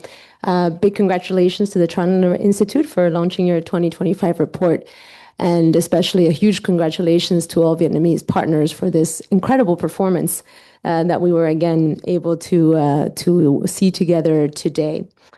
Thanks for the question on the importance of data, citizen data in particular, which is what I'll focus in, and participation, something that Mr. Rodney already started also alluding to. I think a few weeks ago, we were, many of us, together at APAC's annual forum on public sector innovation. And Chandler Institute was also present amongst other international partners. And we had a presentation by Professor Vu Minh Huong at the Lee Kuan Yew School of Government in Singapore. And he presented on various issues that were critical for successful public sector reform and for Vietnam to meet its ambitious development goals. But at the end of the forum, he was asked, what is the single most important thing that Vietnamese institutions can do to truly meet their development goals? And his answer was shocking for how simple it was. And it was listen. Listen to citizens, then listen some more. And that's really where data and citizen data comes in and is critical. His point was that if you really want to achieve high growth, rapid growth, sustainable growth, you need to be able to address the pain point for the average citizen. You need to know where the bottlenecks lie for the majority of citizens in the country. And it's by addressing those that policymakers can make true transformative difference in the country. So the question is really, how do you do that? How do you actually listen? And how do you respond to the data that you're receiving and ensure that this is a continuous and iterative cycle?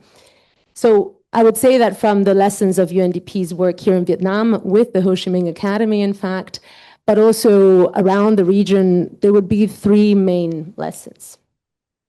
One is really for that listening, that data collection to become institutionalized as a part of the core service delivery function, right? So we're really trying to use citizen voice, citizen data as an operational input in day-to-day administration. That means that we're capturing feedback, we're routing it to the right unit in government, we're ensuring that that feedback, that data leads to action, that it leads to some response, and that is communicated back, because data is not just one way that the authorities or administration collects data. We need to be able to respond and signal back to citizens, which we heard both from the Chandler Institute and from MOHA are ultimately our key clients, our key beneficiaries, our right holders. They need to hear back where action has been taken. And then the system needs to be able to learn based on that data, right? That learning is also critical to prevent the reoccurrence of any issues, of any glitches. In practice, this means establishing or operating formal grievance and redress mechanisms or complaint handling mechanisms, service hotlines, and digital participation platforms. Sir Ding talked about the importance of these digital platforms at the local level to really collect that data, that citizen data. There are really interesting examples around the region. I mean, China is a big leader with its 12345 hotline. It's a national hotline to receive complaints from citizens, and it's really proven quite effective. Of course, localized by every major city in the country, but with national level directives. Indonesia also has a quite impressive national complaint system that is also worth looking into.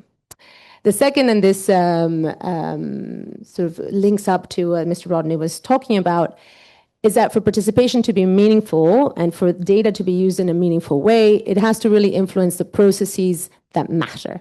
The processes where decisions on resources are taken, where decisions on trade-offs are taken. So using citizen data, citizen participation in planning and budgeting cycles is critical. That's really where it matters. And it can't just be a kind of one-off consultation at the end of a process, but really needs to be embedded into those processes, especially at the local level. And again, we see really interesting examples from the region.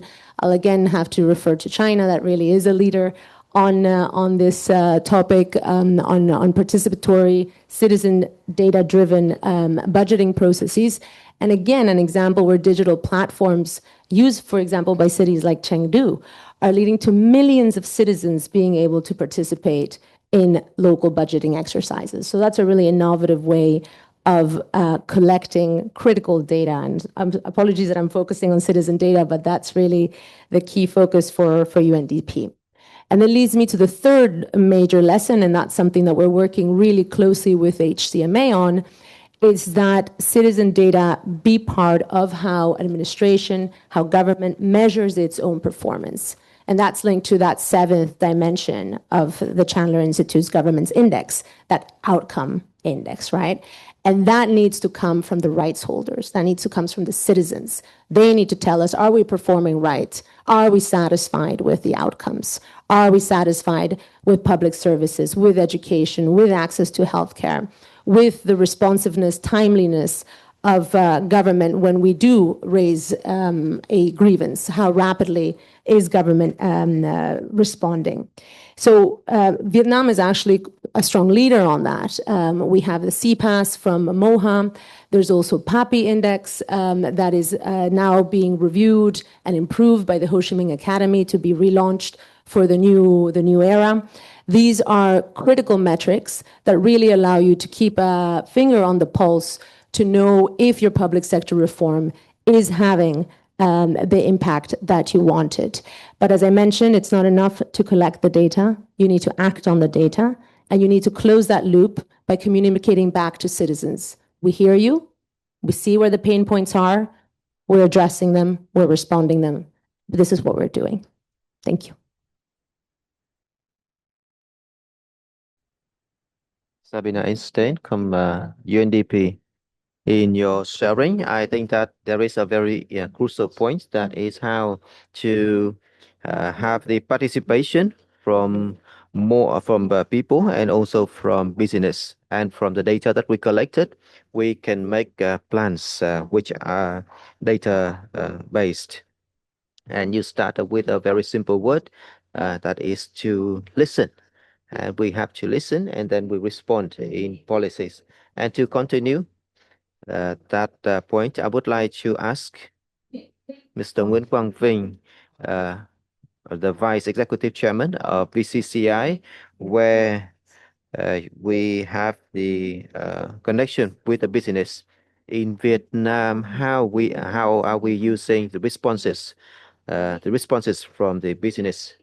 So, Mr. Vinh, from the viewpoint of the business community, what do you think about the relation between government governance quality and also the economy performance quality recently? And what are the expectations from the business community to the government, especially regarding ensuring the public resources for economic development? Thank you very much. You have made a very good question about the business community, and we represent the business community. About my thoughts on this index. This is very positive for Vietnam. It is just after 5 years since CGI started this initiative, and we also welcome the work of APAC under HCMA on organizing this knowledge sharing event. It is also a very good foundation for policymakers, researchers, and business community to implement their work. Another thought that is the activeness and the performance of Vietnam. We have improved a lot compared to other rankings in the world. For example, the WEF, the competitiveness ranking, or the WIPO Innovation Index, or the Sustainable Development of the United Nations. I think that the ranking number of 48 is very positive. Coming back to CGGI, I think that the competitiveness and productivity and sustainable development are interrelated, and its output and the results are the welfare for the people, and also an enabling government, and also happiness for the society. I think that those are the more long-term goals. And recently, the government, the party, have made very good efforts. 6 out of the 7 pillars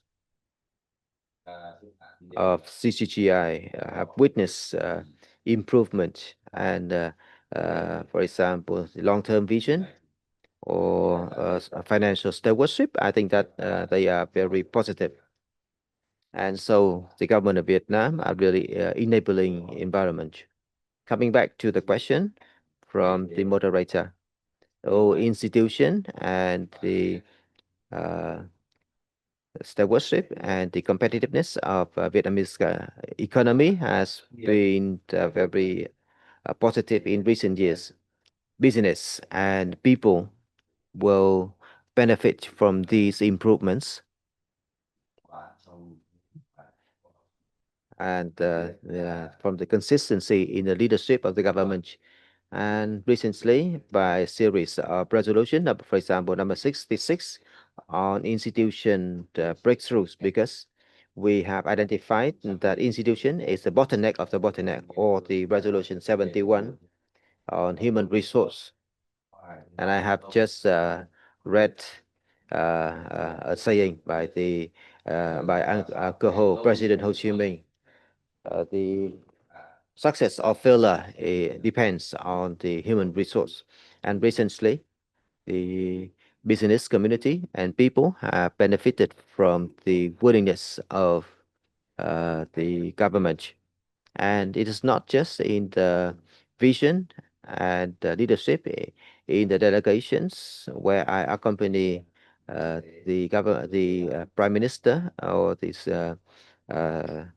president to join in the international forums like APEC or ASEAN. We can see that the voice of Vietnamese business are now getting much better, and we are more appreciated for our voice. And that is also related to the attractive marketplace pillar. We have 100 million people for the population. The partners' trust and confidence in Vietnam is also increasing, and the growth of the business community in Vietnam is showing that strength.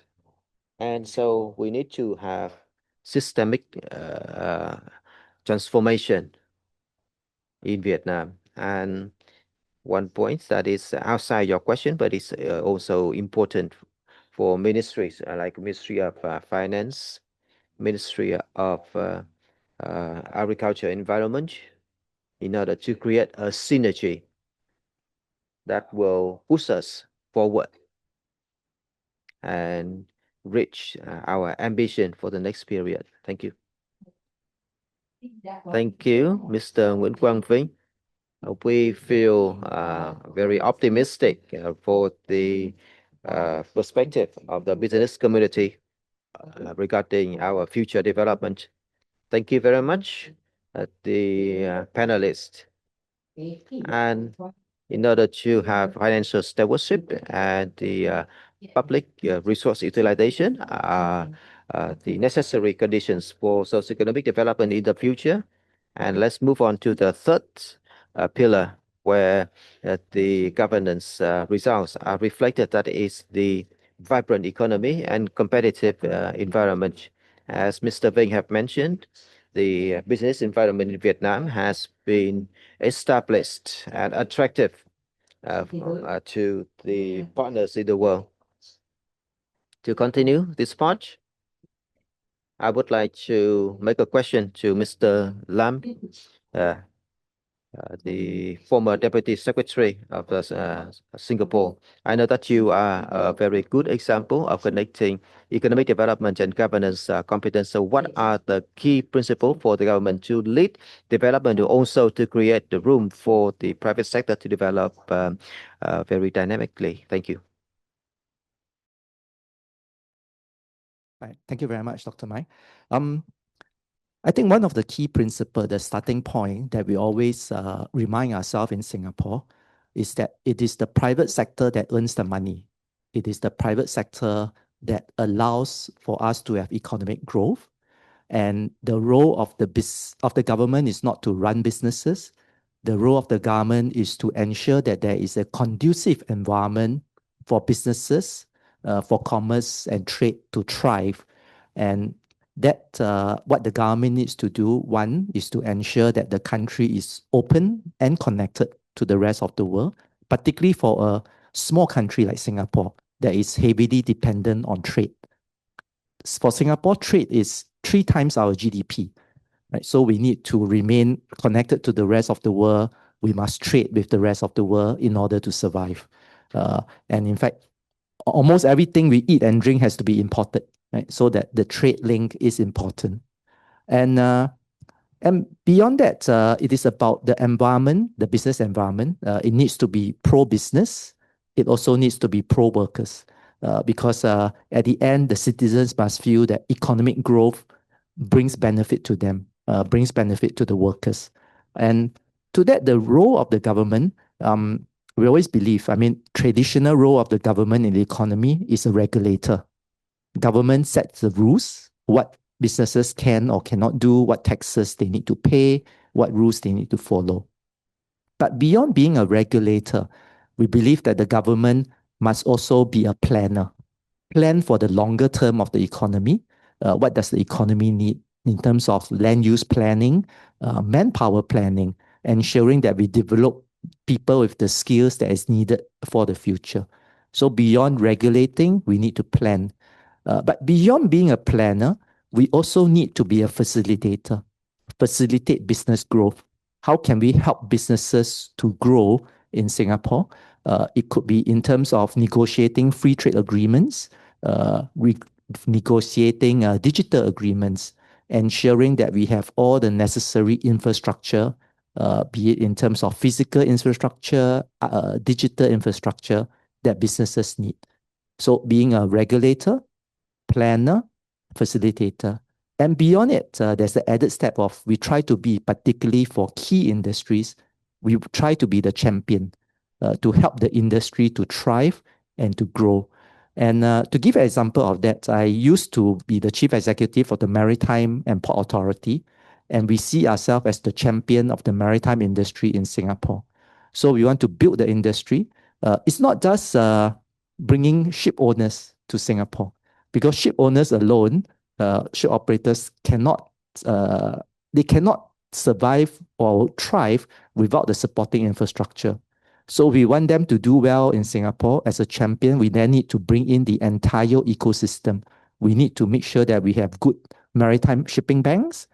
ship brokers, ship insurance, ship repair, ship maintenance, to be a champion to build up the entire ecosystem. So really, it's really about remembering that it is the private sector that brings in the wealth, that builds the economy, and government needs to ensure as a regulator, planner, facilitator, and champion to build a strong and business-friendly, pro-business, pro-worker business environment. Thank you very much, Mr. Lam Ji Yuan, for sharing the core principles and experience of Singapore in improving the economic governance. It is a very good recommendation for Vietnam in the coming time. So I would like to have a question, the last question in the third round, to Mr. Nguyen Quang Vinh, the Vice Executive Chairman of BCCI. From the results of this CGGI 2025, Vietnam in 2025 have made improvements, and we rank 48th with a lot of positive and encouraging indicators. And from what we hear today from Singapore, from New Zealand, and other countries, I would like to ask you, from the perspective of business community, what are the government priority in terms of reform in the coming time in order to have economic growth and to encourage business participation? So 2 points. First, we will continue maintaining the momentum for the transformation of the whole system to create more reforms and to bring to make more improvements in the indicators. For example, in terms of leadership and foresight and financial stewardship and other indicators. We are on the right track. And second, in the next 3 to 5 years, so in the medium term, BCCI is assigned with the task of collecting opinions from business community, from associations. We will submit a report to the Prime Minister monthly, and each quarter we also collect the responses from the business community to send to the government. We have done this a long time ago, and so the government are also listening and respecting the contribution from business. In the coming time, the government will continue having breakthroughs in institution and to improve the business environment. And so it will be an enabling government. We have Resolution 68 considering private sector as the most important driver of the economy. So in order to resolve these bottlenecks and to improve the business environment, they are all very important.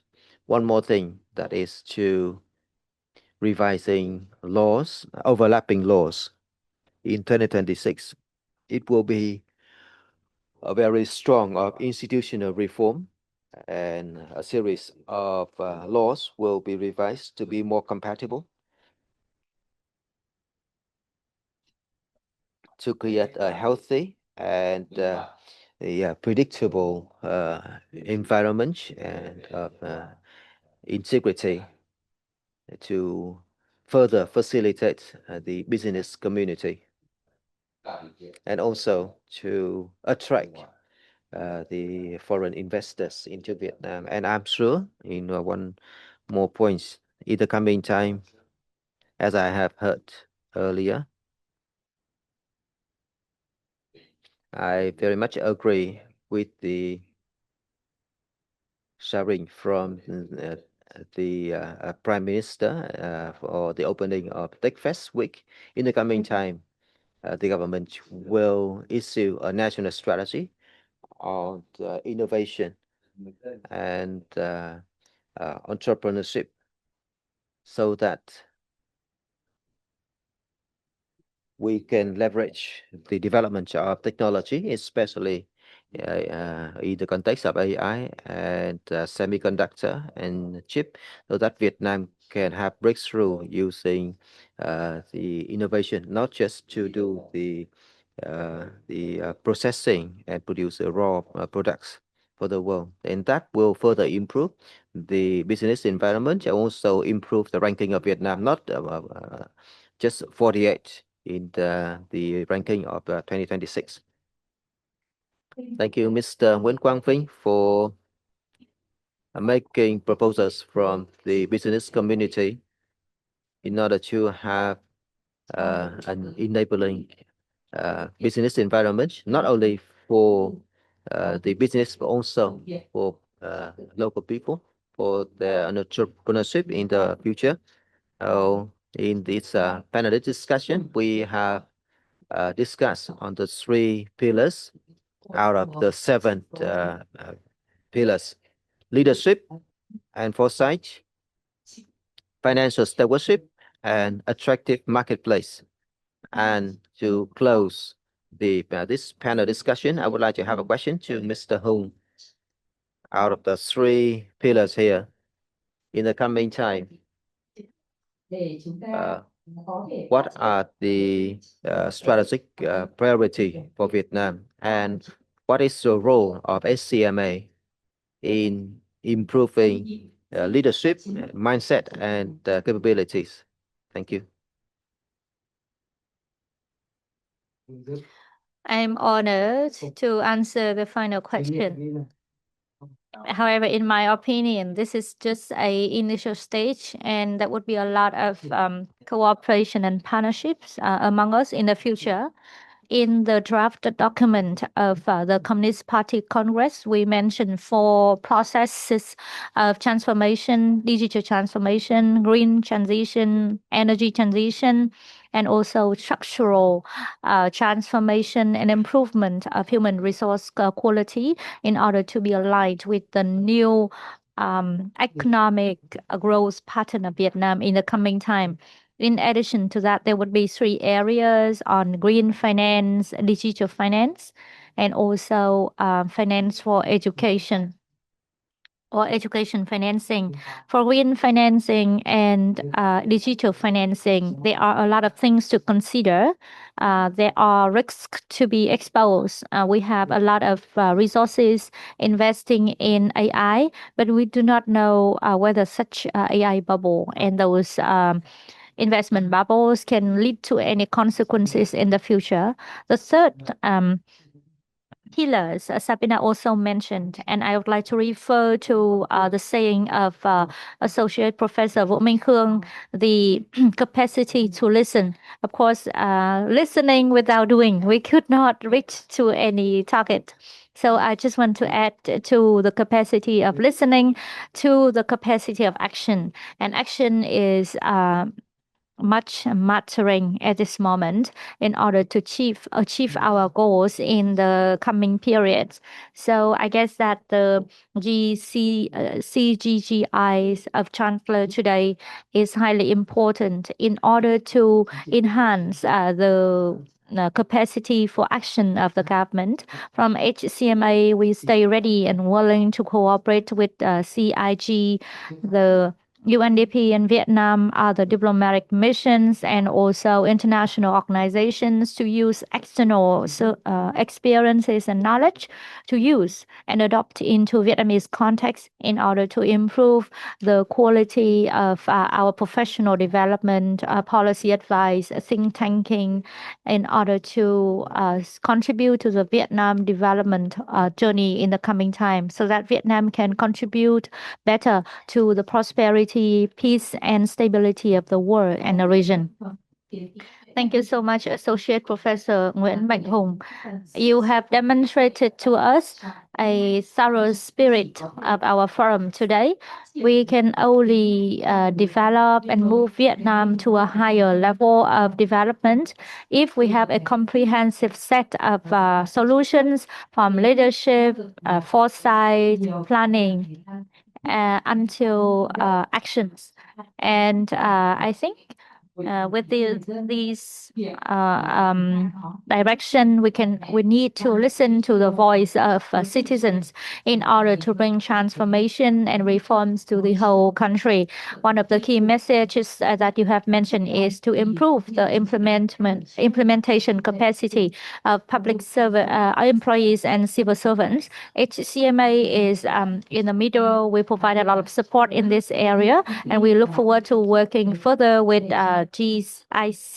CIG and UNDP as well as other international organizations so that we can build up a cadre of public employees and civil servants so that we can have full competence of listening, data analysis, implementation, and also providing feedback. Thank you so much, everyone. And I would like to ask if you have any burning question to our all panelists, because it is a very much important opportunity to work with all of our panelists in person today and of course online. So in case you raise any question right now, please also direct the question to which panelist. So Mr. Hung, please give us some more minutes. Everybody, the floor is yours, especially for our three international panelists for today. Ms. Ha, please.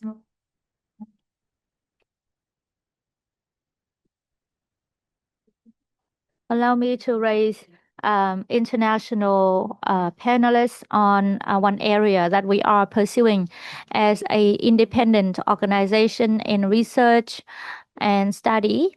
We have seen the cooperation between international donors and Vietnam, like UNDP to Vietnam. The question is, we would like to find the answers to the questions we raised today, but have to be in bottom-up approach. And there's a picture of the sharing in one province or one commune. We have to see the priorities from the top-down approach, normally like this. So we can say that this is a keyword of so-called lean priorities or lean prioritization. We use a formula we learned from international friends, principle of 80% and 20%, meaning that the core is how to identify 20% of the most important and prioritize issues in order to achieve 80% of our core objectives. But sometimes there are so many priorities with a lot of changes and fluctuations. Meanwhile, we have a limited space or capacity as well as resources. So how to make sure that those top-down priorities can be implemented at the local level. What we see at the grassroots level is that they have to use different tools like KPI or the other things. So please be focused on your question. So in Vietnam, what we see is that there are learnings and studies on international experiences and lessons, but they are a little bit cumbersome. There are so many tools and approaches and experiences for us to receive and also to implement these priorities from the higher level. So we would like to listen to international representatives here on how to identify the big gaps in each organization, how to do organization design first. Should it be a priority to do, and then we can implement the priorities based on those things. Do you target this question to any panelist? You want to choose? Yeah. Maybe both. Yeah, we would like to raise a question to all international guests, but maybe Mr. Vinh, VCCI, and Mr. Long from Ministry of Home Affairs can answer the question. Interesting. Thank you very much. Interesting question and indeed very broad. And I think it's something that all governments struggle with, right? The complexity of government, and what's important, and I'm always very mindful whenever I'm asked to share Singapore's experience, is to preface that what I can share is what worked for Singapore. It may not work for another country because we are all facing very different circumstances, different challenges. What we can do is to distill from what others have done and to try and see what is it inside that works for us. And I think specific to some of the things you raised, I think maybe one approach is that I always believe in is this of partnership. Right? How can central government partner with local government to be able to work together to identify that 20%? Not necessarily just top-down directive or purely bottoms-up. Right? It needs to meet somewhere because it cannot be pure bottoms-up because the local government cannot work in isolation of national priorities. National priorities also need to take into account local reality. So I think the key really is about partnership. I talk about a lot about this partnership when we talk about economic planning as well. And in talking to different governments, sometimes we jokingly say, probably quite true, that actually the hardest partnership is within the government. How do we get different ministries, central, local, to work together in partnership? Because sometimes businesses will say, I go to different ministries, I get told different rules, right? So it's important that the government within it, we are able to work in partnership. And beyond it, how does the government work in partnership with the private sector and the people sector? Because none of us by ourselves have all the knowledge, all the expertise. And I think this is a very good example of how Vietnam is operating, not just within the government, but working with the international organizations, UNDP, with non-government organizations like CIG, that we can work in partnership. We earlier had also a representative from local government here. So really it's how do we work in partnership to be able to address the challenges that is unique to Vietnam, unique to certain provinces. Thank you. Yeah, I mean, I think I fully agree. And I think this issue of multi-level priorities, like you have national frameworks and national vision, and then indeed you need to land these at the local level. And priorities may shift, especially in a country like Vietnam, of a size of Vietnam, of a diversity of Vietnam. Those priorities then need to be localized. And that is where that partnership, that dialogue, and the construction of joint visions needs to also emerge. I think then the actual priorities on how you get there, the roadmap of how you get there, does need to be given to experts who understand what are the different steps that need to be taken to reach that vision. But I think there is definitely space and ability to, through partnership, through bottom-up also approaches, agree on visions, for example, for Hanoi City, agree for a vision for Ho Chi Minh City. And there the priorities do become quite clear. A healthy city, a city where I can breathe clean air, a city where everybody can participate in the economy. These are big priorities, right? And then it's up to the experts to really take us there. But I think since your question was a little bit also about how do we balance the bottom up and top down, I think it's definitely feasible if we're looking at those big ambitions that bring together the whole collective business, citizen, and government. But those do need to be localized.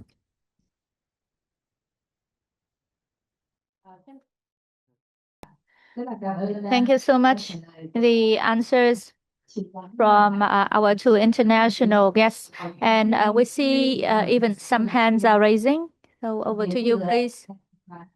I guess you are from Embassy of Canada, right?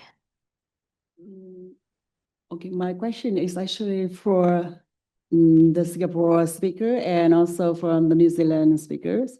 I just want to ask about the balance, your advice about the balance between the pillars. Here you see the case of Vietnam, the overperformance above the budget surplus, for example. And is that good or bad, or any challenges creating that? I think Rodney already mentioned something about the the challenge in maintaining for the long-term sustainability in relation to economic growth. And in case of Vietnam, the spider chart is not really like a, for normal perception is that the balance is the best. But here is that we have some overperformance and some still underperformance. So that's why I just want to hear about on advice, maybe good for Vietnam or for the policymakers.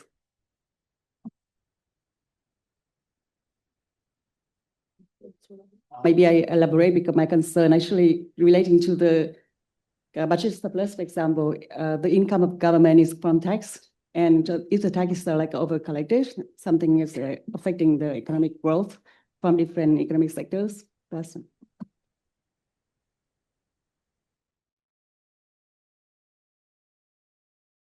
Thank you so much. A question from Embassy of Canada. And from such points, I guess that Mr. Rodney Scott can give us some of your advice and recommendation, sharing experiences from New Zealand. Over to you, Rodney.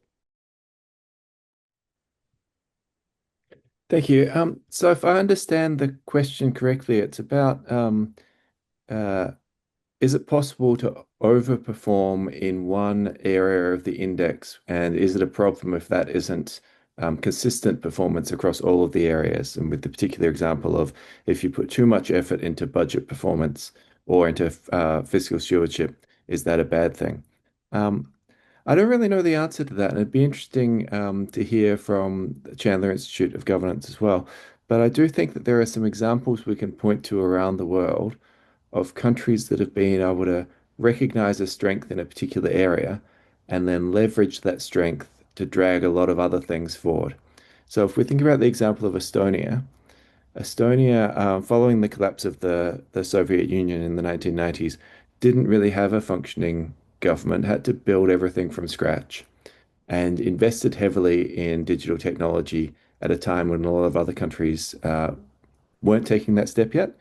And so they got a reputation for being a country that was still finding its feet in terms of most of its democratic institutions, but that had quite well-developed digital technologies and e-government compared to its comparators. And what it's been able to do since then is leverage that digital government platform to build all of its other capabilities on top. And I wonder if something similar would happen if you're particularly good at, for example, if you're very good at your budget process, and that allowed you to really clearly identify what it was that each government department was doing, what value for money looked like, what good performance looked like, and you were tracking that over time, whether that strength could be used and leveraged to become better at everything else as well. So yeah, just a kind of idle thought. I don't have any particular evidence either way, and it'd be interesting if Chandler has a particular perspective on balance across the different dimensions.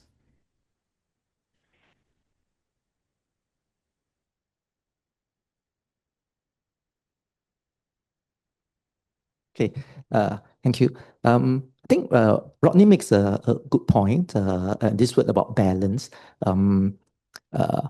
I think it's important that there is some balance across the different pillars. Of course, when we have pillars that we are strong in, we want to continue to build on that strength. But at the same time, we must not neglect the areas that we are not so strong in. It is like, in a way, the muscles in the body, right? Well, you may be strong in one arm, but you don't just only train that arm and only be strong in one part. You will also want to look at, how do I strengthen the muscles in my other arm, in my legs, so that overall we become stronger. But you also had this point about whether having a budget surplus is a good thing, right? Whether it could also be a sign that we are overtaxing. I think that's where really it boils down to this point about balance. If we always perpetuate in budget deficit, it's no good. If we always generate too high a surplus, budget surplus, it may also not be a good thing, because it could mean that we are taking away too much resources from the private sector, too much resources from the people. So a lot of things I always believe in government is really about balance. How do we balance conflicting demands? How do we balance between different needs and wants, different resources? But what makes it so challenging in public policy, this is a very dynamic balance. It's always changing. We could be in perfect balance one day, right? All the people happy, balance all the different needs. But the next day, something happens and upsets the entire balance. And then the government's role really is, how do we rebalance everything? How do we keep doing this dynamic balance, ensuring that we are in the best balance and best equilibrium we can be at any one time? That include looking at the budget, surplus, deficit. Sometimes in certain circumstances, it's good to have a budget deficit rather than a budget surplus. For example, during COVID, if government needs to invest in helping the people, helping businesses, it could mean going to a deficit, and that's the right thing to do. But if we say, for perpetually in deficit, then that is a problem. So it's really about striking the correct balance, the dynamic balance, and the balance that is best needed for the particular circumstances we are in. Right. Thank you.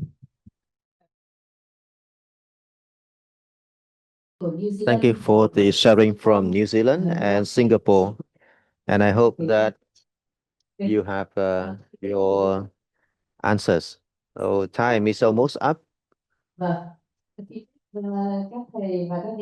allow me to have the last question from APAC. Ms. Chang, please be very short in your question.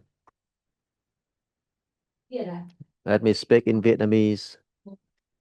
I have one question but 2 points. First, a keyword is ethical, and second is environment. How? Here we have 7 pillars, including one of leadership and foresight, including ethical leadership. So I would like to ask you, what is the criteria of knowing the ethical leadership on the cyberspace? How do we define it? And second, about environment.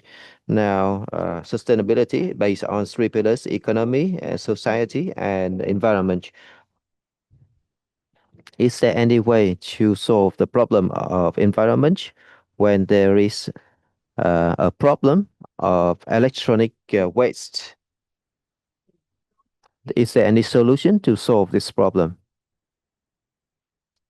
So again, 2 keywords: ethic and environment. Thank you. I think that for the first question of ethics, Mr. Lam, please answer.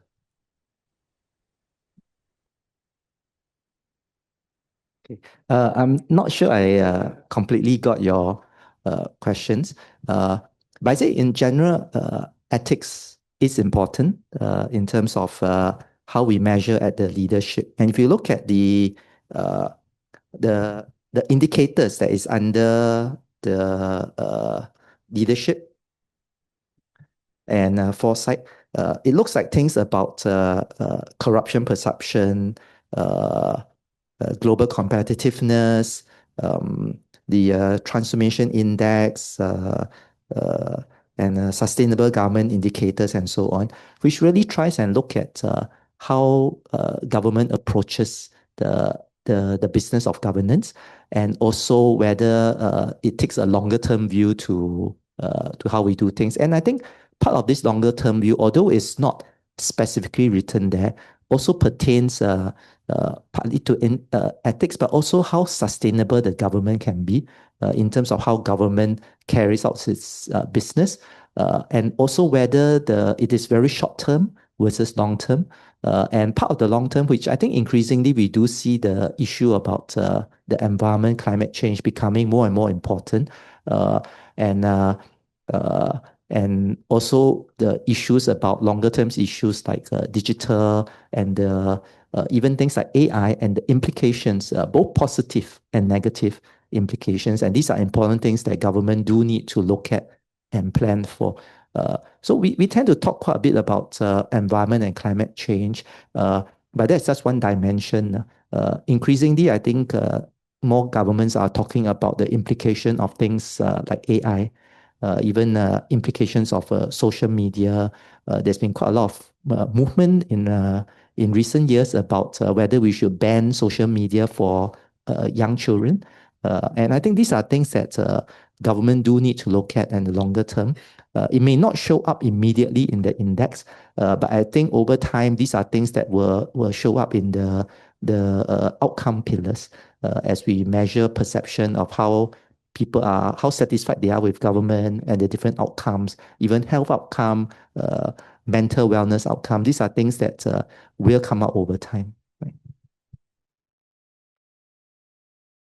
Thank you, Mr. Lam Yu Yong.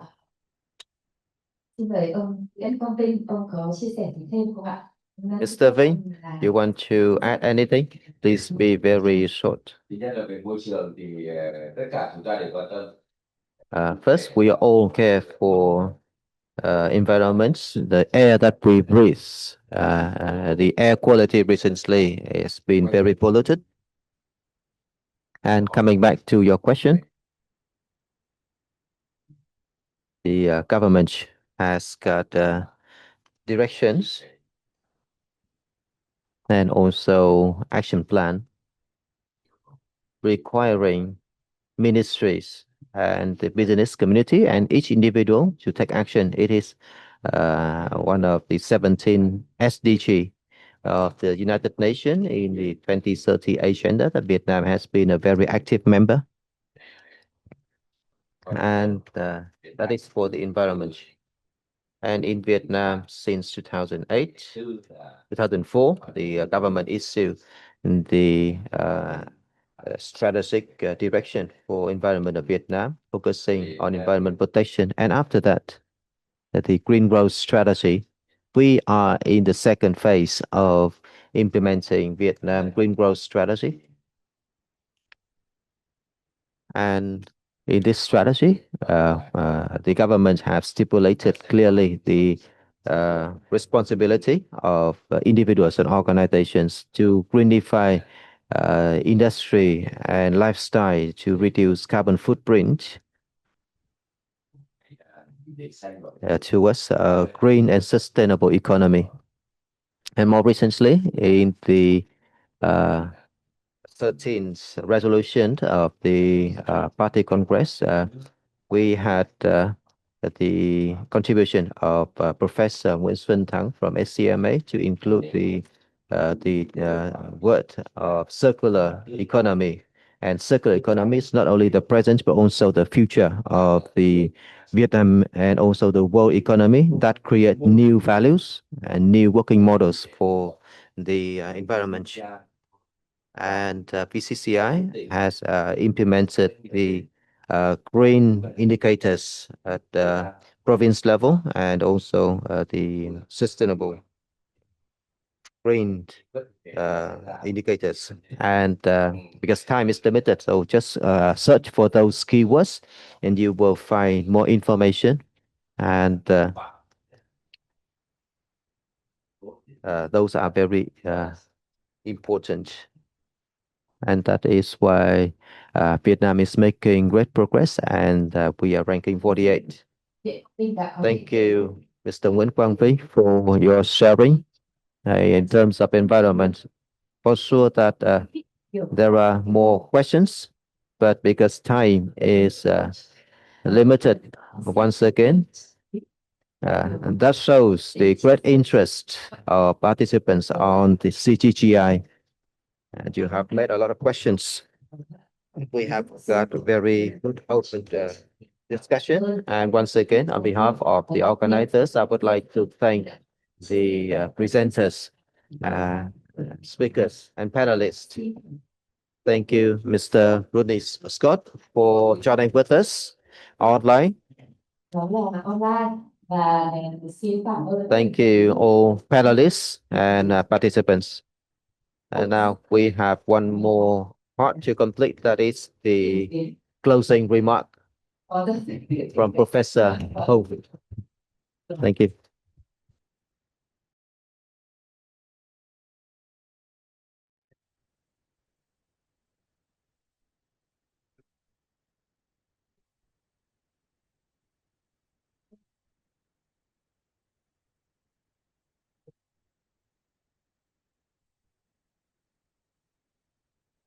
I will feel very guilty if I keep you here for so long. So I will be very short. Ladies and gentlemen, this morning when I met Professor Ding, I asked him why he asked me to do so many things. I had the opening remark, I joined the panelist discussion, and now I have to do the closing remark again. But it is my pleasure, and I'm very happy to see that we have got a lot of discussion. And if we have time, we will have even more questions and more interactions. And the information provided by CGI are very important. And this is a very good beginning.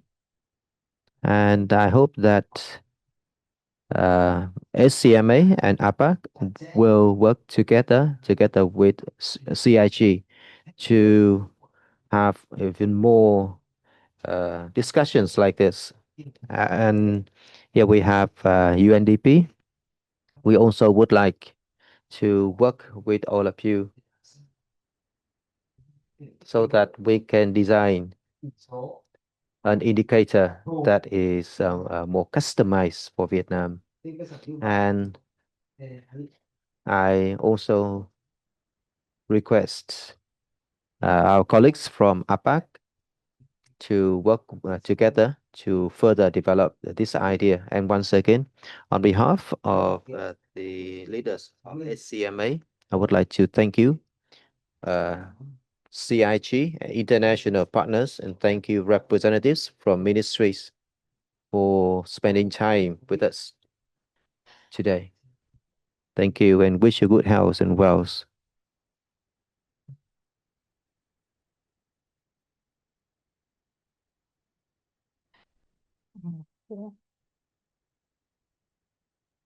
Thank you very much, Professor Hùng, and I hope that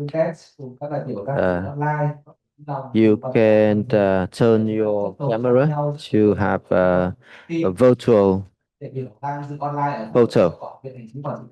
Thank you. Và đồng thời mời cũng xin một tràng vỗ tay để gửi lời chào tới giáo sư Nguyễn và trường đại học HCMA. And please give a big round of applause to thank the speakers and panelists. Ladies and gentlemen, the improvement of the governance performance is a continuous journey.